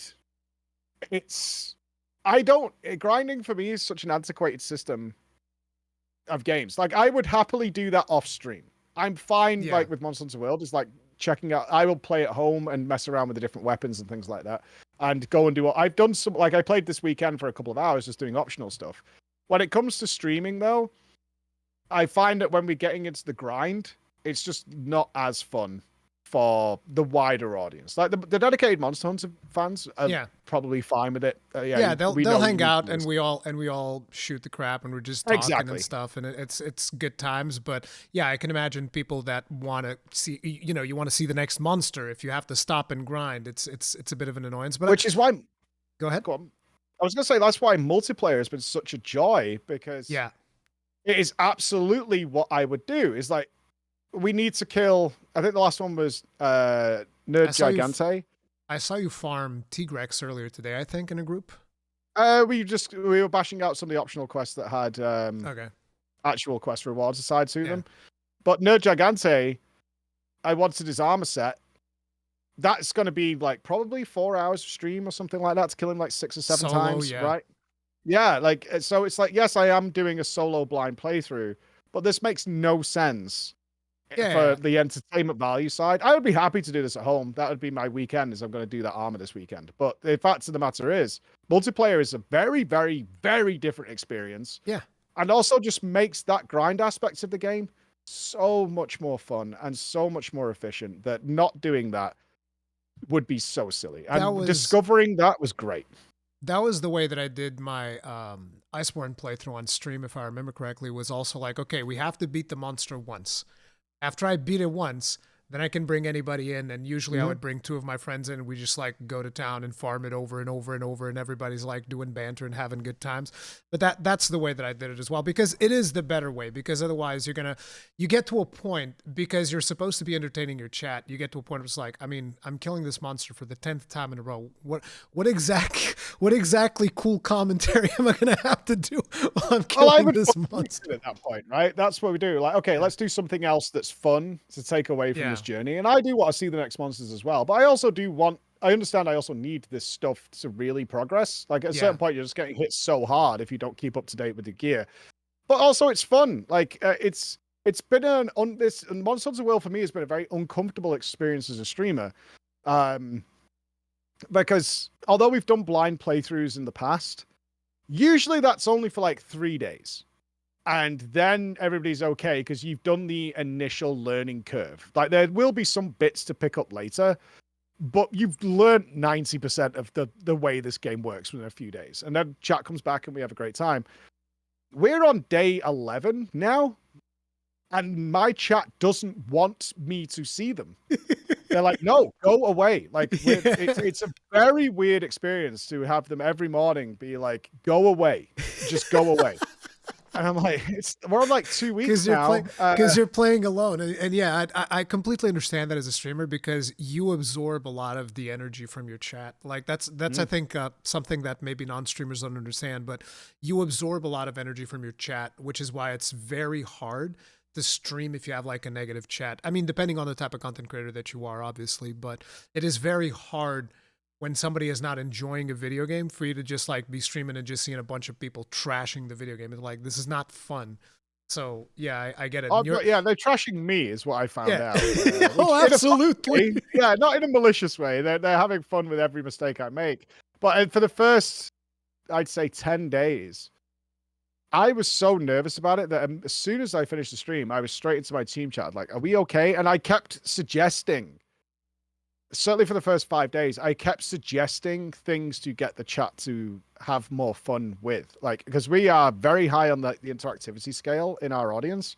We've built our own extension for that purpose. We're always in the background, like, okay, how can we do this and interact our chat in some way? We had them all make videos for deliveries for our subathon in December, like live videos of thinking of things for me to deliver that we then bought for them to put into my truck.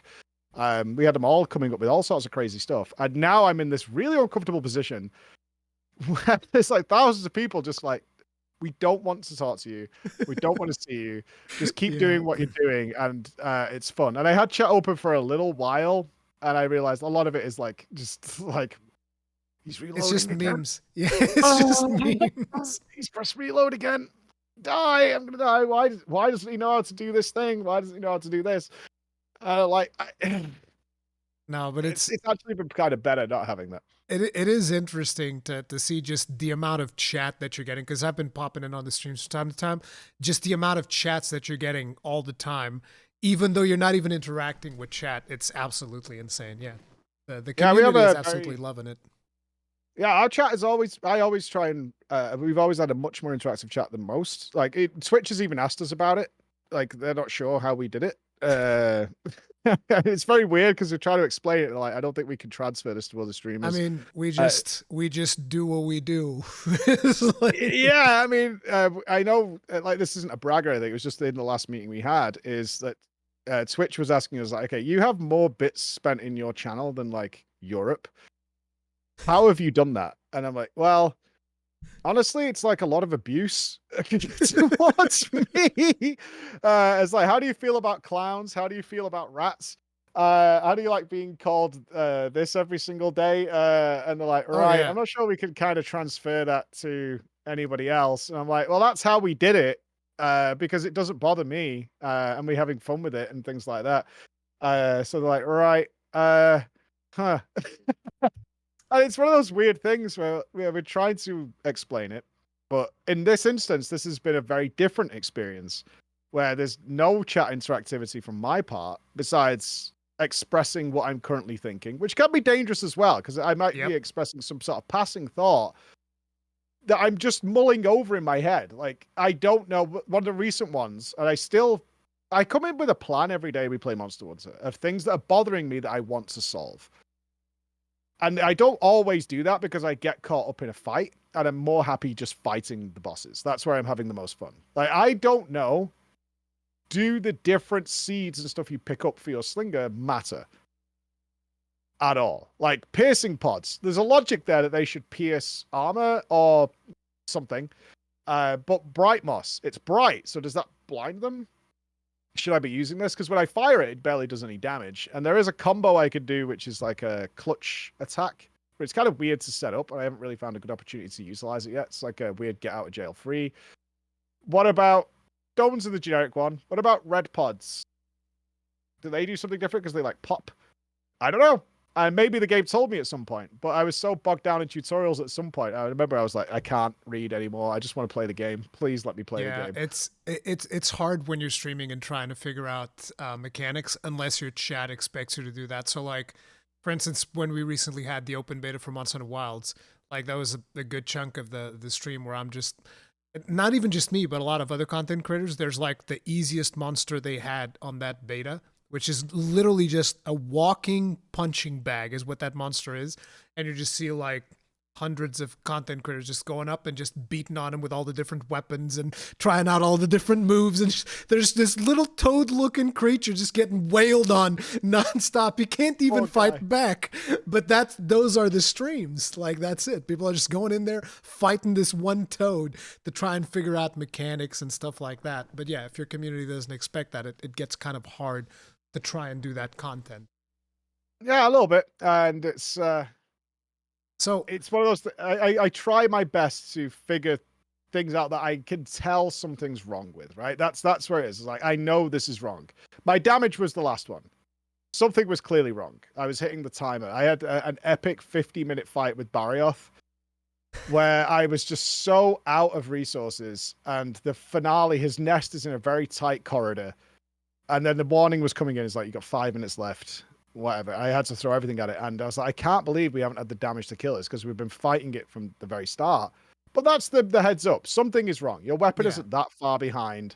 Your armor's not that far behind. So you're doing something wrong. And that's what led me ultimately to figuring out, oh, we can break the armor doing this. Because until then, I was under the impression that when you see parts broken, that area is then weaker.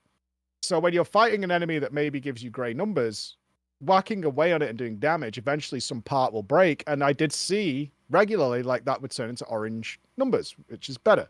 So I was like, oh, we have to like break the armor off these hardened scales or whatever. And then that part is now weaker for the remainder of the fight, which I also now know is not true. Like, absolutely not true.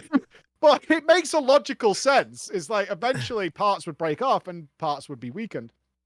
But it's not actually how the game works, although that was what I got from the information I had. yeah. So and it also regrows. Like I did Basil today, and I popped his stomach, which is what it tells you to do in the ecology guide. Is like, try and knock him over and break his bombs that are on his belly. And I did that, but they regrow like a couple of minutes later. And I was like, oh, God damn it. I spent this entire mission breaking these things. And then he just regrows them back again anyway. I'm like, I mean, but I thought that was done. But I mean, Didn't anything else happen when you did that? Which Basil are we talking about, by the way? Because I know you fought two of them now. The latest one, Screeching Basil, Searing Basil, Seething Basil. Seething Basil. He went purple. There was purple bombs for a while, and then he got some wings. So, Yeah. so while we're on the topic of Basil, I heard you didn't like the first Basil that you fight. Did you know that Seething Bazelgeuse is my favorite monster? He's I'm a not great fight. joking. No, I like that fight. I really like that fight. It's got very punishing counters to you. Like if you greed one or two attacks, at least from my perspective, then you're going to get bombed, and you need to be aware of that. You've got to be constantly aware of your surroundings. But he doesn't, in a seemingly appropriate gear, hit so hard that you're trying to chase your tail all the time to get your healing. Try and get your health topped up to feel comfortable in the fight. His mechanics are pretty nicely self-explanatory. He's also got some like more MMO design, which is what I would call it, which is like rising up to AoE the outside of the room to then have you move out of the central room. Like the first time that happened, I got told it was our most clipped moment of the day. Is I look at it and I go, oh, cool, we're safe. We're in the middle. He's bombing the outside of the room. And I didn't know he was directly above me. And he just crashed and the whole screen exploded. And I think I died immediately. And I was like, oh, okay. Well, that's cool. Like, I like the way he works. It took me a while. It wasn't that I didn't like Basil. He was the hardest fight at the time I had to do. But it was more a case of I still wasn't used when I first met Basil to enemies just showing up. Especially scary ones. He's one of the first invaders. Although in your case, you might have gotten Deviljho invading as well, because Deviljho wasn't available. Joe was second? Okay. Because Deviljho wasn't available in base Monster Hunter World. He was a DLC monster that was added later for free. Joe's a DLC. Can I ask you a question? He's not an Iceborne DLC, because they supported the game before Iceborne, and they were adding monsters DLC for us for free. But go ahead, ask. I trust you to give me the true and honest answer here. Okay. And not meme me, as I do not trust my audience to do. My first fight with Basil, who had become my nemesis, because leading up to it, Basil had shown up every single time I was fighting something. Basil would show up and start bombing me. And it was, I grew to hate, like I said earlier, it's like there's some things that happen. You hate the monster, you don't hate the design. And I was like, I'm going against this. And this was even the day that the Monster Hunter team was in my chat and watching and laughing along. And I brought my A game to Basil. Like, I'm not often patting myself on the back, but I kicked Basil in the teeth. I did really, really well in that fight. As Basil was about to die, Joe showed up for the very, very first time, grabbed Basil, slammed him, and Basil died on the next thing and took away my kill. And I am under the impression that is a scripted moment when you defeat Basil. Joe shows up, because immediately following that, there's a cutscene saying Joe's here now. And I was like, there is no way this is not a scripted event that you overcome Basil and then they go, that was great, but now there's Joe. So deal with that. Or is that a purely unbelievable coincidental situation that happened? See, I'm in a really uncomfortable position now, because I'm tempted to just continue the meme. I mean, your community is going to be mad at me. But I mean, I if you look back on this, you'll know that I've already answered the question. Because I said Deviljho's a DLC monster, so no, it's not a scripted. It just happened like. I cannot believe that happened to me. That is unbelievable. The timing was so perfect, though. Yeah, but that's the thing. Like, if you eventually ever go back and see some of the marketing material, one of the things that you will see the developers do is they usually tell everyone, like, listen, we're not sure what's going to happen in this demonstration, because there are certain things that are scripted in certain fights. That is not one of them. It's just something that can happen or might not happen. So the developers themselves will even say, hey, look, this might happen, this might not happen. We don't know. This is why a lot of people went to Gamescom to capture footage, and some of them came back without having footage of one of the monsters that's supposed to show up at a certain moment, but sometimes he doesn't. Or sometimes he's in another place in the map and you don't know that he's there, because it's just they give these monsters like these behavioral things they're supposed to do. Like you said at the beginning of the podcast, you feel like each of the monsters has like a personality. Yep. That is definitely intentional. The developers kind of like code a personality into these monsters. Like the Bazelgeuse and Deviljho, they're bullies. They're intended. Yeah. That's why I just said those are the invaders. So they're supposed to come into your hunt and just wreck whatever it is that you're doing. That's the whole purpose of those two monsters, which is something that they didn't do in Rise and Sunbreak, which kind of sucked. But that's just, you know, sometimes really cool interactions happen and they look scripted, but they're not. It's crazy. That entire sequence is so crazy because I literally have him staggered. He's got no health left. We've overcome it. And in the distance, I see Joe coming. He roars, a like semi-cutscene plays where it like focuses on this enemy coming in. He just grabs Basil by the neck, slams him into the floor. I think it did like 700 damage. Basil just lies there. I hit it once, over, done. Yeah. It's and because then it comes back to this thing, the Astera, and there I'm at the table with a cutscene playing, which is like, Deviljho is here, and I'm like, this is, and then I'm like, I'm so mad. Like I earned that kill, I earned it, and you're not taking it away from me because this clearly was a scripted moment that happened because the new big bad is here because you've killed Basil, and Basil was the big bad, and now he's been supplanted by Joe. God damn it. The reason, for starters, the reason why you got the camera thing, which we call the neck break camera, because sometimes you're trying to do something, a monster shows up and your character goes like, breaks the neck. Yep. The reason you got the neck break camera is because it was the first time you saw Deviljho. So the first time you ever see a monster, camera like pans to the monster to give you a little bit of a cinematic look, makes it look like a cinematic, and that gave you the impression it was scripted. The reason you got the cutscene afterwards is because it was the first time you saw Deviljho. And so therefore they're explaining to you, oh, Deviljho's here. He made it over from the old world. So yeah. Yeah, it all played out like that, which is why I was 100% convinced. This is clearly supposed to happen because it all played out so well. I mean, it was supposed to happen for you. That's the way that you got to look at it. That's the way that it played out for you. That's your story. Yeah. That is my story. My story, for instance, was I got harassed by Basil so many times that at one point I had a different target that I was supposed to do for whatever key quest I was working on at the time. And I was like, no, screw this. I'm going after Basil. And I wasted all 3 cards trying to kill him and I died. And that was my story. It is what it is. Yeah, I did the same. I fought Anjanath, who invaded. I got angry at Angie so badly while I was doing something else, who kept interfering in every fight, that I was like, fine, I'm going to kill you.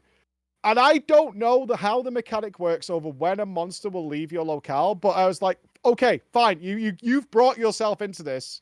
I am going to murder you. And I battered him. And then he went, Anjanath is about to leave the locale. I was like, no, you don't. And then it happened instantly. He just went and disappeared in front of my eyes. And I was like, I'm going to rip my eyeballs out here as to why this is happening. You interfered in my fight. You stuck around, and then as soon as I actually was like, fine, I'll fight you, he just was like, nah, I'm out of it, I'm gone. And then I can fight a Diablos, who I randomly wanted to fight, who will stick around for like 45 minutes or something. And I could cart like 8 times in an expedition, and he still hangs around. And then next time he's like, nah, I don't feel like it, and just gets the hell out of there. Yeah, it's that rage. But when you kill them, and this is what makes the game so great and addictive, is when you beat them after you've got this story that you've got with each of the monsters, and you do have a story with pretty much every single monster besides like the first one. You like relish standing on their corpse and carving them up. You're like, that's right, don't do this again. That's like, what you stay get. the hell away from me. Yes, exactly. 100%. Yeah, it's one of those. It feels good. It does feel good. It's the definite addiction of the game, is that rage and frustration that you can have, especially if it's a very tough monster. That you've also, I think the balancing is actually quite good for the first playthrough, because I don't think you could have this experience on your second playthrough. Because you definitely notice on your, like, if you fail your second time after you've learned the enemy patterns, is considerably easier, right? The learning curve is very, very quick. But for the first time, I think they've done a great job balancing it. Is that you generally fight until you're bleeding out of resources. and they've got it down to like you're kind of running low. Obviously, you can go back to the tent and refresh, but for like the one-on-one encounter, I definitely feel like, okay, I'm out of traps now. My healing's getting low. I'm really running dry on stuff, but we're also balanced in a way that we're pretty close to killing it. How do you feel about the refreshing? I actually think it's a little overpowered and it's taken something away from me.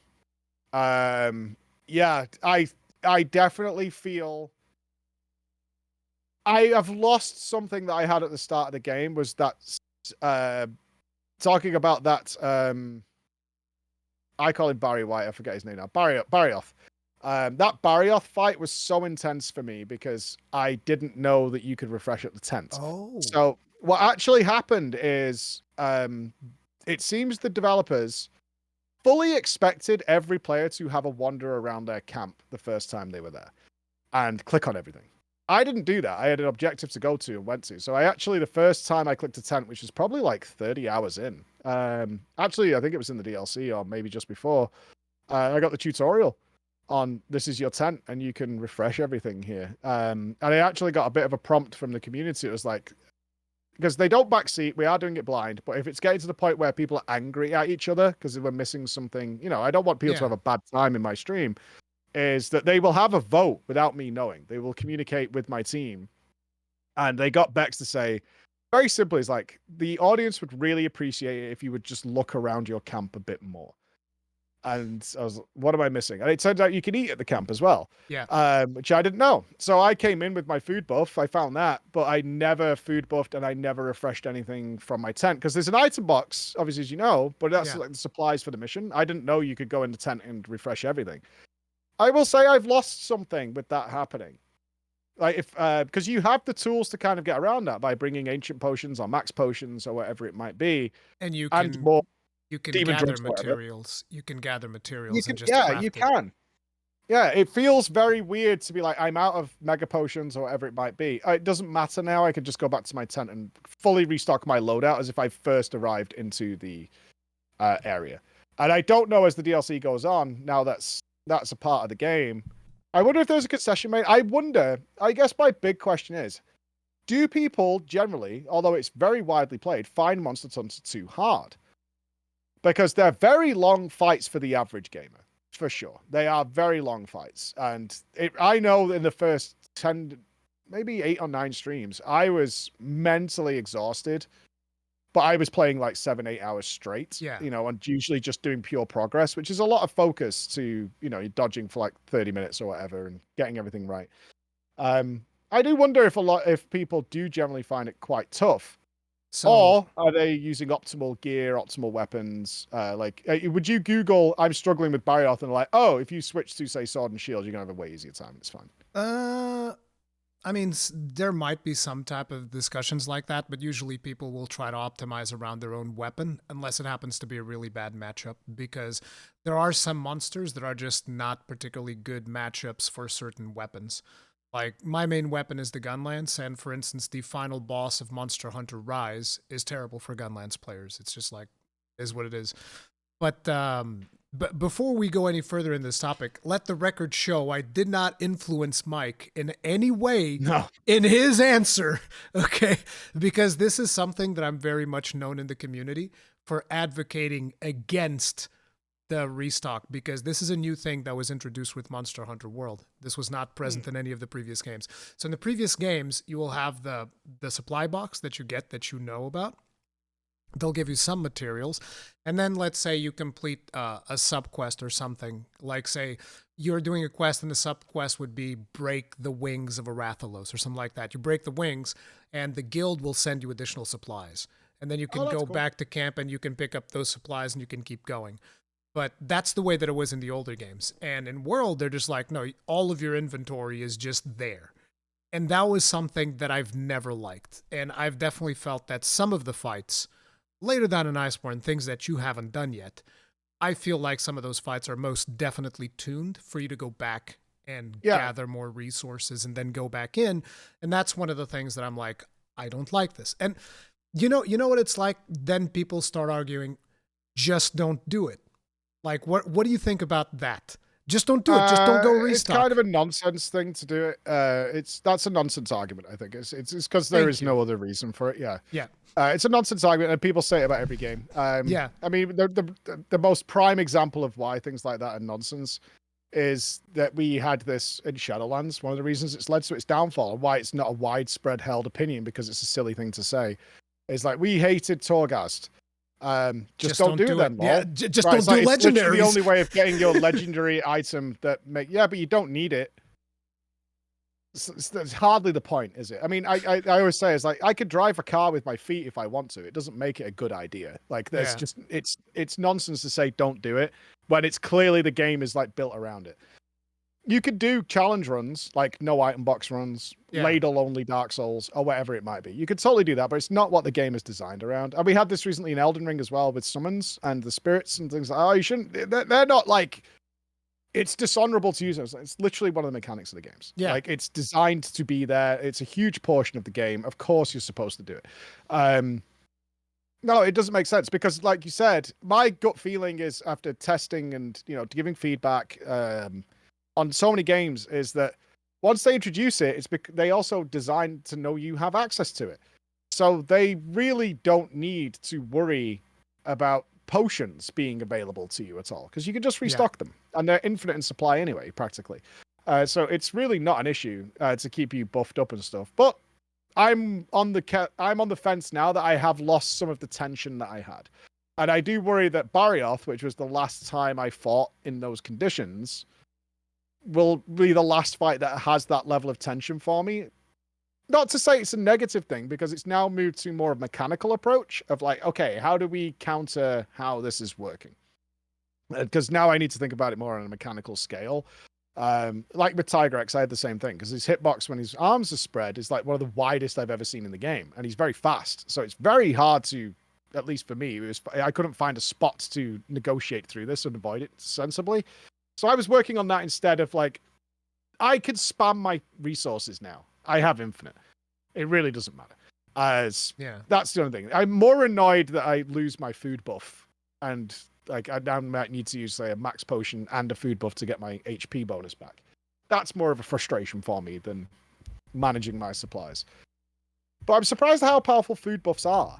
They're very, very strong. The whole loop of the game is supposed to be, you eat and then you hunt, and then you come back and you eat again before you hunt. It's like a ritual thing where you always eat before you go out and you hunt. Mm-hmm.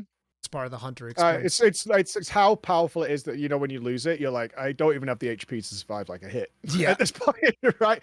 That's when you're like, okay, I need to figure something out, because clearly all these things are designed around me having about twice as much HP as I actually have. So that's got to be buffed in some way, shape, or form. So, as a new player, how did you feel about the more hunting simulation aspects of the game? Because one of the things that people often say is like, okay, so Monster Hunter is almost like a boss rush game, right? Because you're killing bosses nonstop.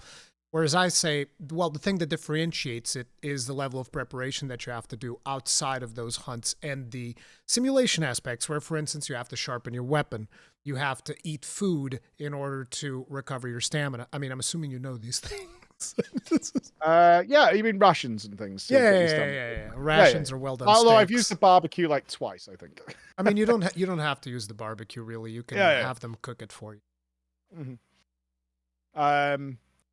I like the weapon sharpening annoyed me for the first sort of 4 hours, and then it made total sense why that's in there, because there's actually a really nice feeling this game gives you when they move between battle arenas, of where you kind of catch your breath, and then you sharpen up for the next phase. You're like, okay, I'm coming back, and you're sort of like preparing again for the war. And also, you might be in the middle of combat if there's some cool moments where your weapon is wearing down, and you need to sharpen it, and finding those moments. I actually had armor that gave me weapon sharpening at some point because that really suited how I was playing at the time. And I was like, this is such a cool talent. O'Doggeron, right? You got protective polish. Yeah, Gordon, baby. I can't get Gordon's gem, and it kills me. I can't get Gordon's gem. I know you break the tail and break the head, and I have killed Gordon so many times, and I still have never gotten a single one of Gordon's gems. And on the bloody report, it says, yeah, you just break the tail or the head. And I'm like, I've done this so many. Because I wanted his armor. It was the best armor I liked in the base game Yeah. until I changed it for Nerd Gigante. And I farmed him and farmed it. I never got it. I still don't have it to this day. The drop chance of some of the items is very, very low. That's like part of Apparently so. that's part of the chase, which is why that's when the multiplayer aspect comes in, because like, you know, if you want to challenge yourself, you can go in alone the first time, and then you can bring in a bunch of people with you if you want to just get it over with and just quick farm. Even though a lot of the player base, they just like doing everything co-op, so they'll do the first try and do the whole thing, and they don't even care that much. But yeah, you're expected to kind of like grind those things. How do you feel about that, the grind aspect? Because you said from a streaming perspective, it's annoying because people expect you to kind of like move on. But let's say you weren't streaming. Is the grind like a problem for you? No, because I haven't seen yet any grind that's really been more than say 4 or 5 times. That's usually seems enough to get the kill, get what you want out of it. So far, I imagine there's something in there that's horrible. There always is in these kind of games. There's something in there that's like, but here's the thing. But so far, I've been able to create most armor sets within 4 or 5 kills of the enemies. And they give you enough optional quests and other things involving getting them and something else, the duos or trios or whatever it might be, that you kind of, if you want to just do completion, you tend to get most things, at least for now.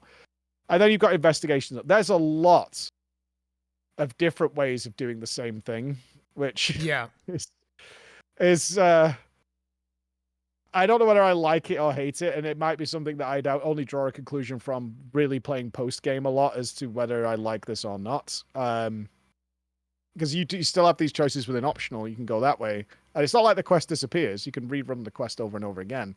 Then you've got an investigation on top of that. Okay, but this might be slightly more efficient. This gives you more rewards. This gives you more money. Could we just roll this into one, maybe? Investigations, I think, are just endless quests. But so far, I haven't hit anything that's been a really obnoxious grind. The only thing I've had against it is like the amount of time it would take me without us moving forward stream-wise. Yeah. But at home, I can tell you, I've played maybe only 6 hours off stream. And it's only ever been optional stuff. I will never do any progress without being on stream. And I've loved the hell out of it. And I haven't been actually target farming anything. I've just been working through whatever optional quests I haven't done yet. That's it. That's all I've been doing. And I've been loving that. Absolutely loving that. I did like 2 hours this weekend, maybe 2.5, and a couple of hours the previous weekend. And the only thing I've even got off stream that the stream didn't see. And obviously I tell people immediately, I'm not scamming anybody. Is like I got the earplugs necklace because I only discovered on Friday. I bet your stream loved that. I could only craft. Well, it's not that I didn't know you could craft necklaces. I was getting very frustrated because I just hadn't seen it in the menu that I had only found attack and defense necklace, and I was like 70 hours into the game. I was like, this is really irritating. When are we going to start getting more necklaces dropping? And then I saw they're called pendants. I was like, oh, that's not decorations. Huh. No, they're called charms. Pendants are charms. There it is. Yeah, they're called charms. There's charms, there's decorations, and then there's another thing pendants, that you can stick which is pendants. The just cosmetic thing. Yeah. Exactly. Yeah. So I'd skipped over it at some point. Probably read it off the cuff and be like, oh, it's a stupid decoration thing, and moved on with my life. I was saying that your chat loved that because usually people will label certain skills as kind of like noob skills, and earplugs is one of those. And I always find it. Yeah, exactly. I always find it interesting when people are like, "Oh, I can't believe he's using earplugs. Terrible." And I'm just like, "No, it's actually really good." I've had there was a situation where one of the recent members of the community at the time had actually done the hardest monster this game has. But because he used a skill that you're familiar with called Divine Blessing, people were trying to say it doesn't count because you used Divine Blessing. And I was like, you people are crazy. Oh, God. I want to use... I want to go in there with +10 Divine Blessing just to annoy you. Just to be annoying. Oh, stop using the tools of the game. No, it's ridiculous. Clearly ranged players are saying that. Absolutely. They Absolute probably are clowns. bowmains. You know what? They probably are bowmains. Yeah, You're they right. probably are. Like, honestly, I used earplugs because I got annoyed by the raw. Yeah. That's it. That's the Yeah, only that's reason. I fair. was like, there are also DPS windows that you can take Yeah. advantage of. I was like, not only does this stop me doing damage, but it also is just really irritating. I can't stand having my character CC'd. Yeah. It's annoying. So I'm going to counter this because I just find it irritating, and practically every big monster And does it. that's a valuable That's strategy. it. I'm just saying that sometimes some people in the community tend to try to gatekeep some of those skills, like, oh, you're not very skilled if you use that, and I'm just like, shut up. Like, I think what every the- game that is in thousands of hours is like Yeah. that. Like, I don't think there's a single game that is immune to that where people have become hyper invested. I'm probably at that point, in my general experience, I'm broad brushing a little bit here, but can't remember what their first time was like Yeah. at all. They can't remember a time where they didn't know something about this game, especially something relatively basic, like the clutch claw and all its mechanics. Like, there was a time you didn't really know how this all played together and configured. Or my biggest one right now, and I keep watching for it, and I know it's on my screen somewhere. I don't know without agitator when exactly they're frenzied, unless it's very obvious. You Like mean Basil, enraged? sure, Because I know frenzied is a Basil's different wings came out. mechanic. Oh no! It's not. You don't have to worry. It's not in Monster Hunter World or Iceborne. But Oh, thank God. there is a Monster Hunter mechanic called frenzied, and it's different Okay. from enraged. That's why I'm making the distinction. Okay, that's fine then. But yeah, the enraged, like I can tell with some of the monsters because they literally change animations and the model changes. Like, it's very clear when they're doing it. But there's definitely something on the screen because I know they're not waiting until you get agitated to I'm know this. not going to spoil it for you, but I will say something, which is it's not always the case. So you're not always interpreting that correctly. Just because the monster changes doesn't mean that it's enraged. No, I go off the agitator buff. Yeah. That's what I've been working on. Yeah. But it dawned on me because we did the clutch tutorial again because I was missing how to turn them properly. I was overthinking what it actually is. Yeah. Because I thought you had to like point where you wanted it to go. It's but a no, 90-degree slap. Yeah. Yeah, it just moves. So I was like, oh, why am I sometimes getting this and not getting it? But I got that. But it then said you can't do this while they're enraged. And then it occurred to me, it's like, wait. But also, I didn't know the clutch came in at Iceborne, so maybe it did work. But it made sense to me. It's like, this can't be the only way of knowing they're enraged. Even though you can tell with some of them. Yeah, I know it's not. And that's the bit that's annoying, because I know it's not. But what it is, I don't know. And also, I sometimes feel, like certainly in multiplayer, that they're playing with like an enemy health bar.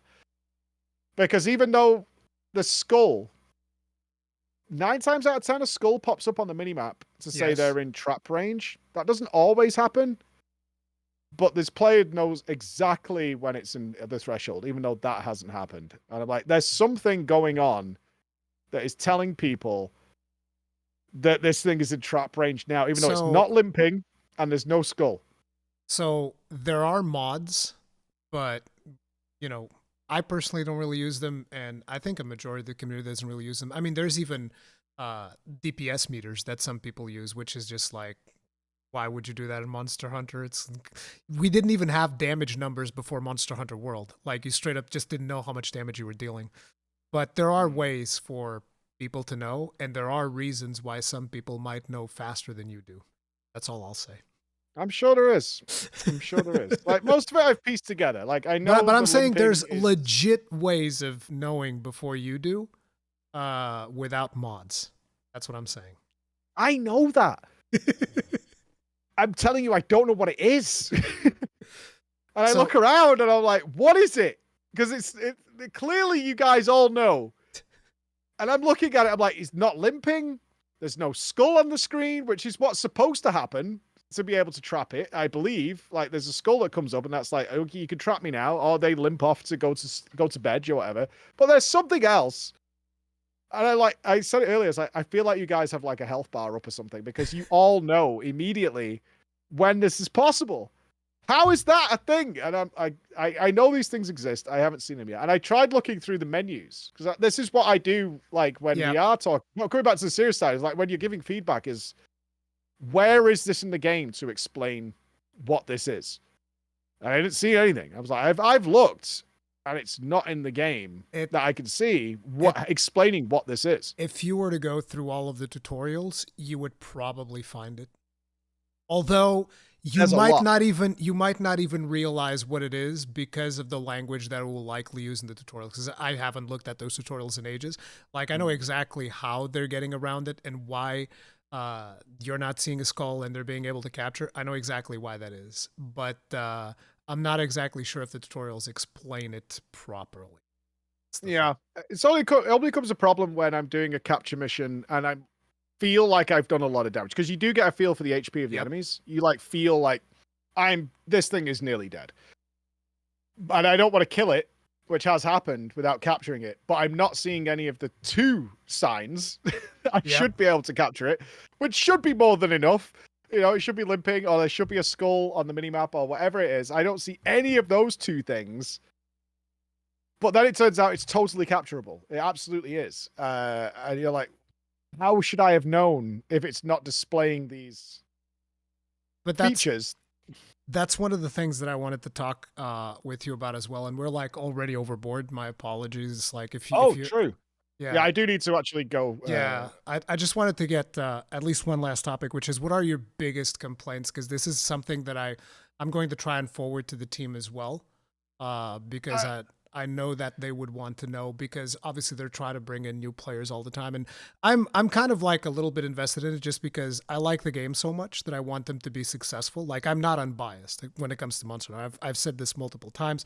A lot of people are like, oh man, everybody should be unbiased. It's like, no, I'm not unbiased when it comes to Monster Hunter. I like it too much. It's just that simple. I am a biased person when it comes to Monster Hunter. So I do want what is best for the game. Yeah, what I would say is I think we should redo this when I finished Iceborne, because I'm always wary of giving feedback at this stage about specifics, because I don't know if it's me or the game. Like, when it comes to gameplay elements, there might be things that are like I've just explained. There's several things that I'm not sure about that are definitely in front of me somewhere. The obvious one is obviously the UI. Yeah, I've heard you really complain about the UI, and I wanted to ask you something about that. Is it because it was the UI of the training mode? Because when you complained about the UI, you were showing gameplay footage of the training mode, which is just like loaded with combos and just like all types of trash is there. And all. No, that was not it. Okay. Yeah, this is that's it's more the case of like the sub menus and finding things you want to do. Like I said, you can find the sub menus are annoying. Yeah. Yeah, I don't know whether it's sometimes the problem that we run into when we are talking to the devs behind the scenes is there's an element of assumed knowledge. That's very hard for devs to let go of. Yeah. Because they've been staring at it for years in creation, right? And they might have already played like 4 or 5 of the other games or whatever. There's an assumed knowledge that shouldn't be assumed. And that can be really dangerous when you're bringing new players into the game, because you might miss something ultra basic that is actually quite important. And you're just like, well, most people know that, or they Google it, or you just assume people would know it. And it's something that you don't get outside of fully blind playthroughs. Like, if I have a lot of gaming experience, right? I'm not going to say I don't make mistakes. We all do. But if there's something I'm not seeing that should be like very, very apparent after a lot of times, that's kind of important, like visiting the tent. That should be happening at some point. That's important. That should be brought back in. And if I'm going looking for it, if I'm actually going out of my way, and you have an in-game tutorial section and basic guide, gameplay guide, play guide, hunter's notes, you have all these things, I should be very, very easily be able to find something that's very important to gameplay, like we just talked about Enrage. That should be something very, very simple to find. That one, I guarantee you, if you look through the tutorials, you'll instantly learn it. I'll probably find it, but that tutorial is now 3 pages long. Yes. Of different tutorials, right? That's a lot for anybody. And then there's a hunter's notes on top of that with the weapons. Like I said, there are 3 different menus for the weapon. And they all tell you different parts of the puzzle. Yep. It's like this one that's like, this is like the integral one. The tutorial of the weapons will not tell you all of the moves of the weapon. Oh no, the tutorial tells you nothing when you pick it up. Like, I mean, but that's, you need to understand, that's my job. Yeah, don't take away my work. Don't take away my content. Don't take away my work. I remember when I got the Switch axe, and it bothered me for the first few days. It's like he said something about amped state. Yeah, he mentioned something. There's like a very quick voice line that tells you something about it. And then I went through some notes and I read up on it. I was like, well, it doesn't tell me anything here. And I gave up at that point because I was like, I found the sub-menu area discussing the weapon and it doesn't tell you there. So I was like, well, I've been and checked. And it turns out there's actually multiple of them. Yep. And if you go to a different one, then it does tell you there. And you're like, but I did already commit to looking for this information. I knew I'd made a mistake. And you have these in game, but you're not in the correct one that's in game. So that's the kind of thing that definitely just needs improving for ease of use. It should break it down. It's got so many menus, yet they're all sort of like not completely what you're looking for. It's not the most intuitive experience, the Monster Hunter World menus. Yeah, it's just when you started talking about the UI, I was like, I feel like the UI is pretty clean. Like, you got your health up there, you got your map.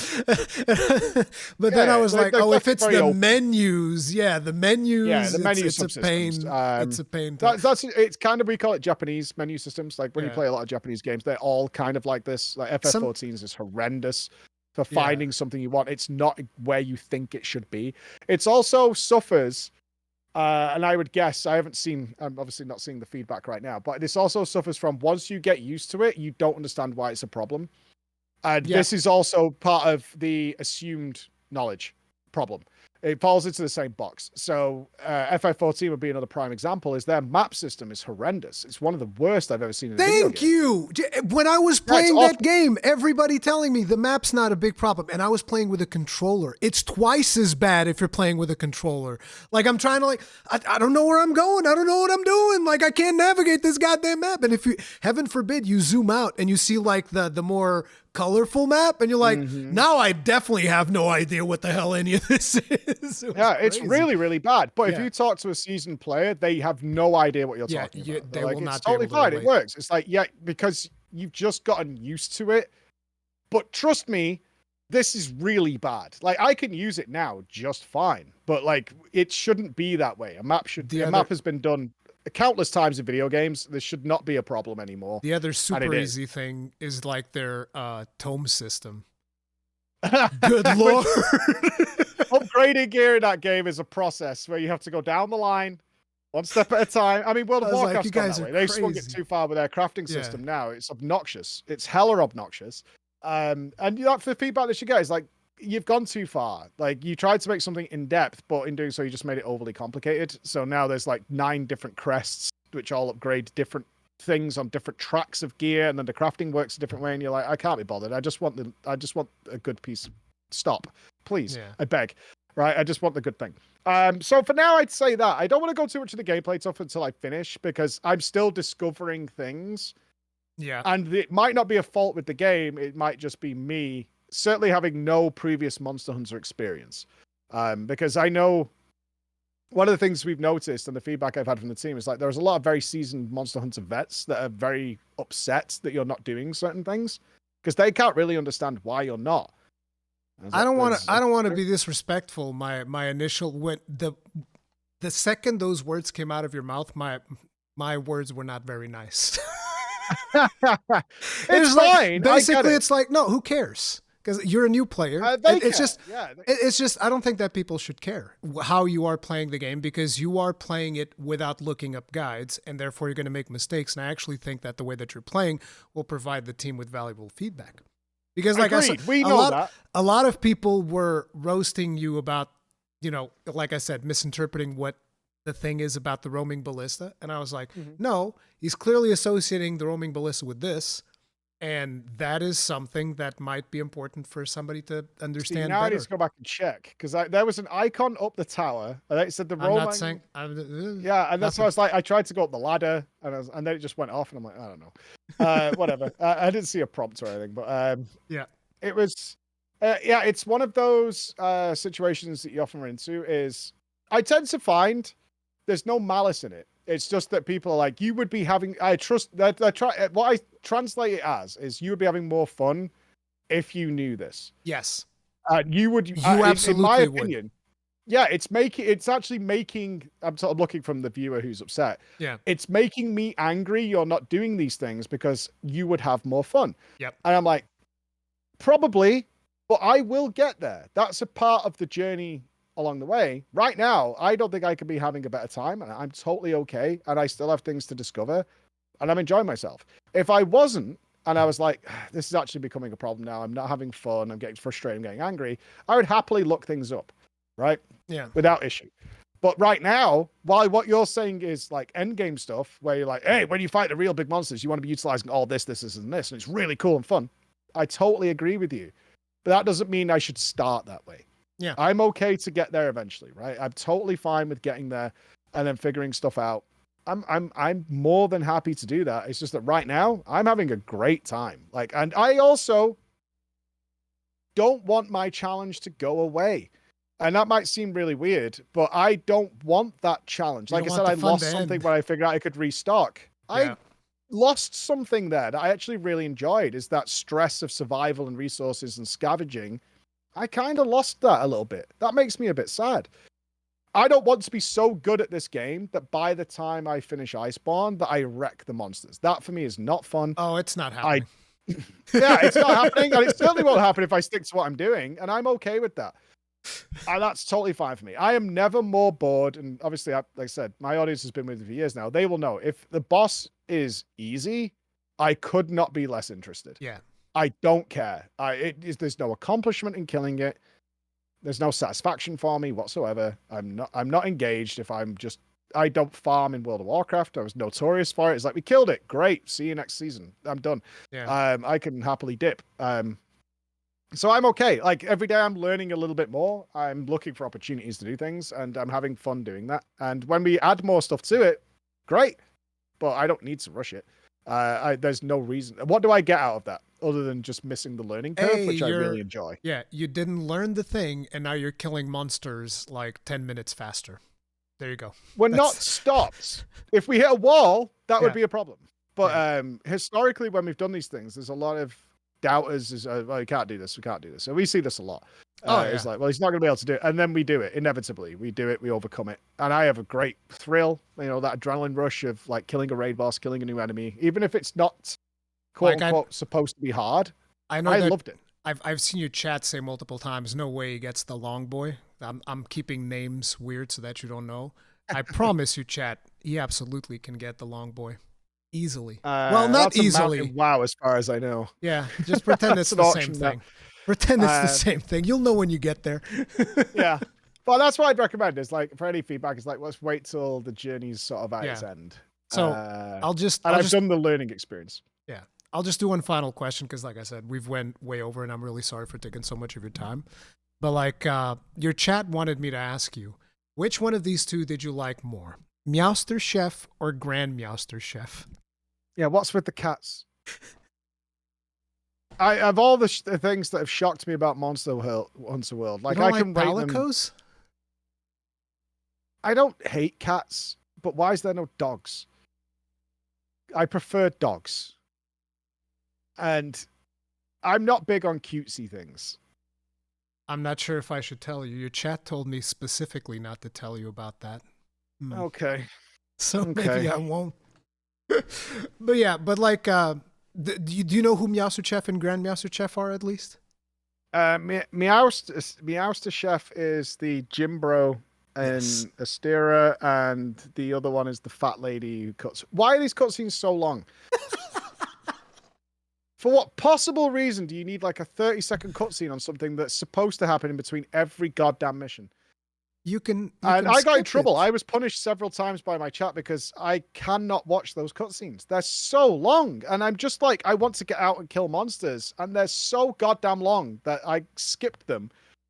And apparently people got really upset, like, not in a jokey way. I got feedback after streamers like, people are really upset you're skipping those cutscenes. I'm like, you can't be serious. We do like 20 missions a day. I mean, I guess. And they're 30 to 40 seconds long. I guess the problem is that some of them change as the game goes on. So they probably wanted to see your reaction to the first time each of them plays out. I think there's like 3 or 4 different ones in base world. But the Celiana one's always the same. So if you've I seen can the give you my Saliano, reaction now. And it's the same for every variation of the cutscene. Well, I have really, two. you don't Yeah, think it's one. cute? This is really long, and also, why are you cooking so much food? Because it's too much food, and it's annoying me. You're making too much food. And the Marvel versus Capcom games.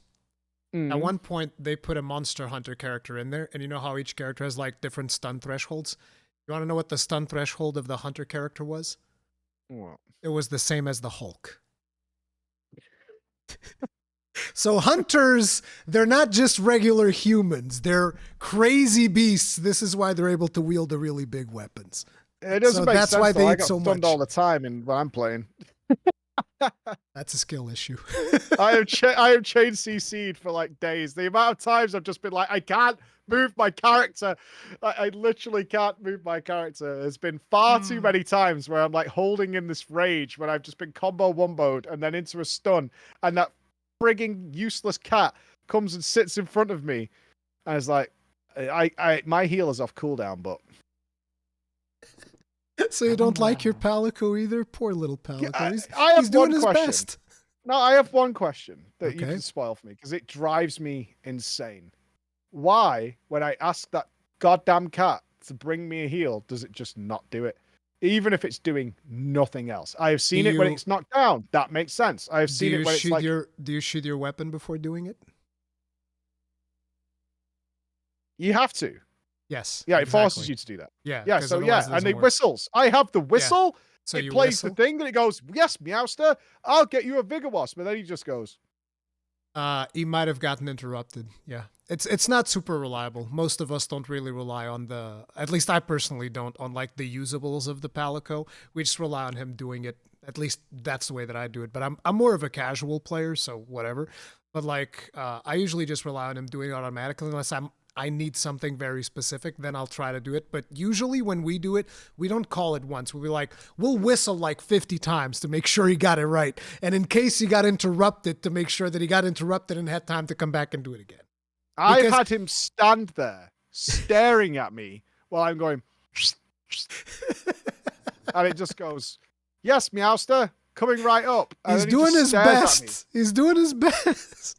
It's not perfect. No, it's not perfect. Don't get me wrong. He saves my ass more times than I can give him credit for. I mean, you're using, but in those clutch moments where you need him, he just goes, not today. Not today. Right, I do really need to sometimes go, he does. Sometimes he does it. Yeah, I'm sorry, but guys. Oh, that's okay. I am having fun. I don't want to go, but my wife demands it. Yeah. Thank you all very much for watching this episode of the Conscast. If you enjoyed it, make sure to check out Preach. There'll be links in the description of this video down below. And hit the like button, subscribe, bell notification icon, all that jazz. And we'll see you guys in the next one. Stay strong, stay safe. Peace out.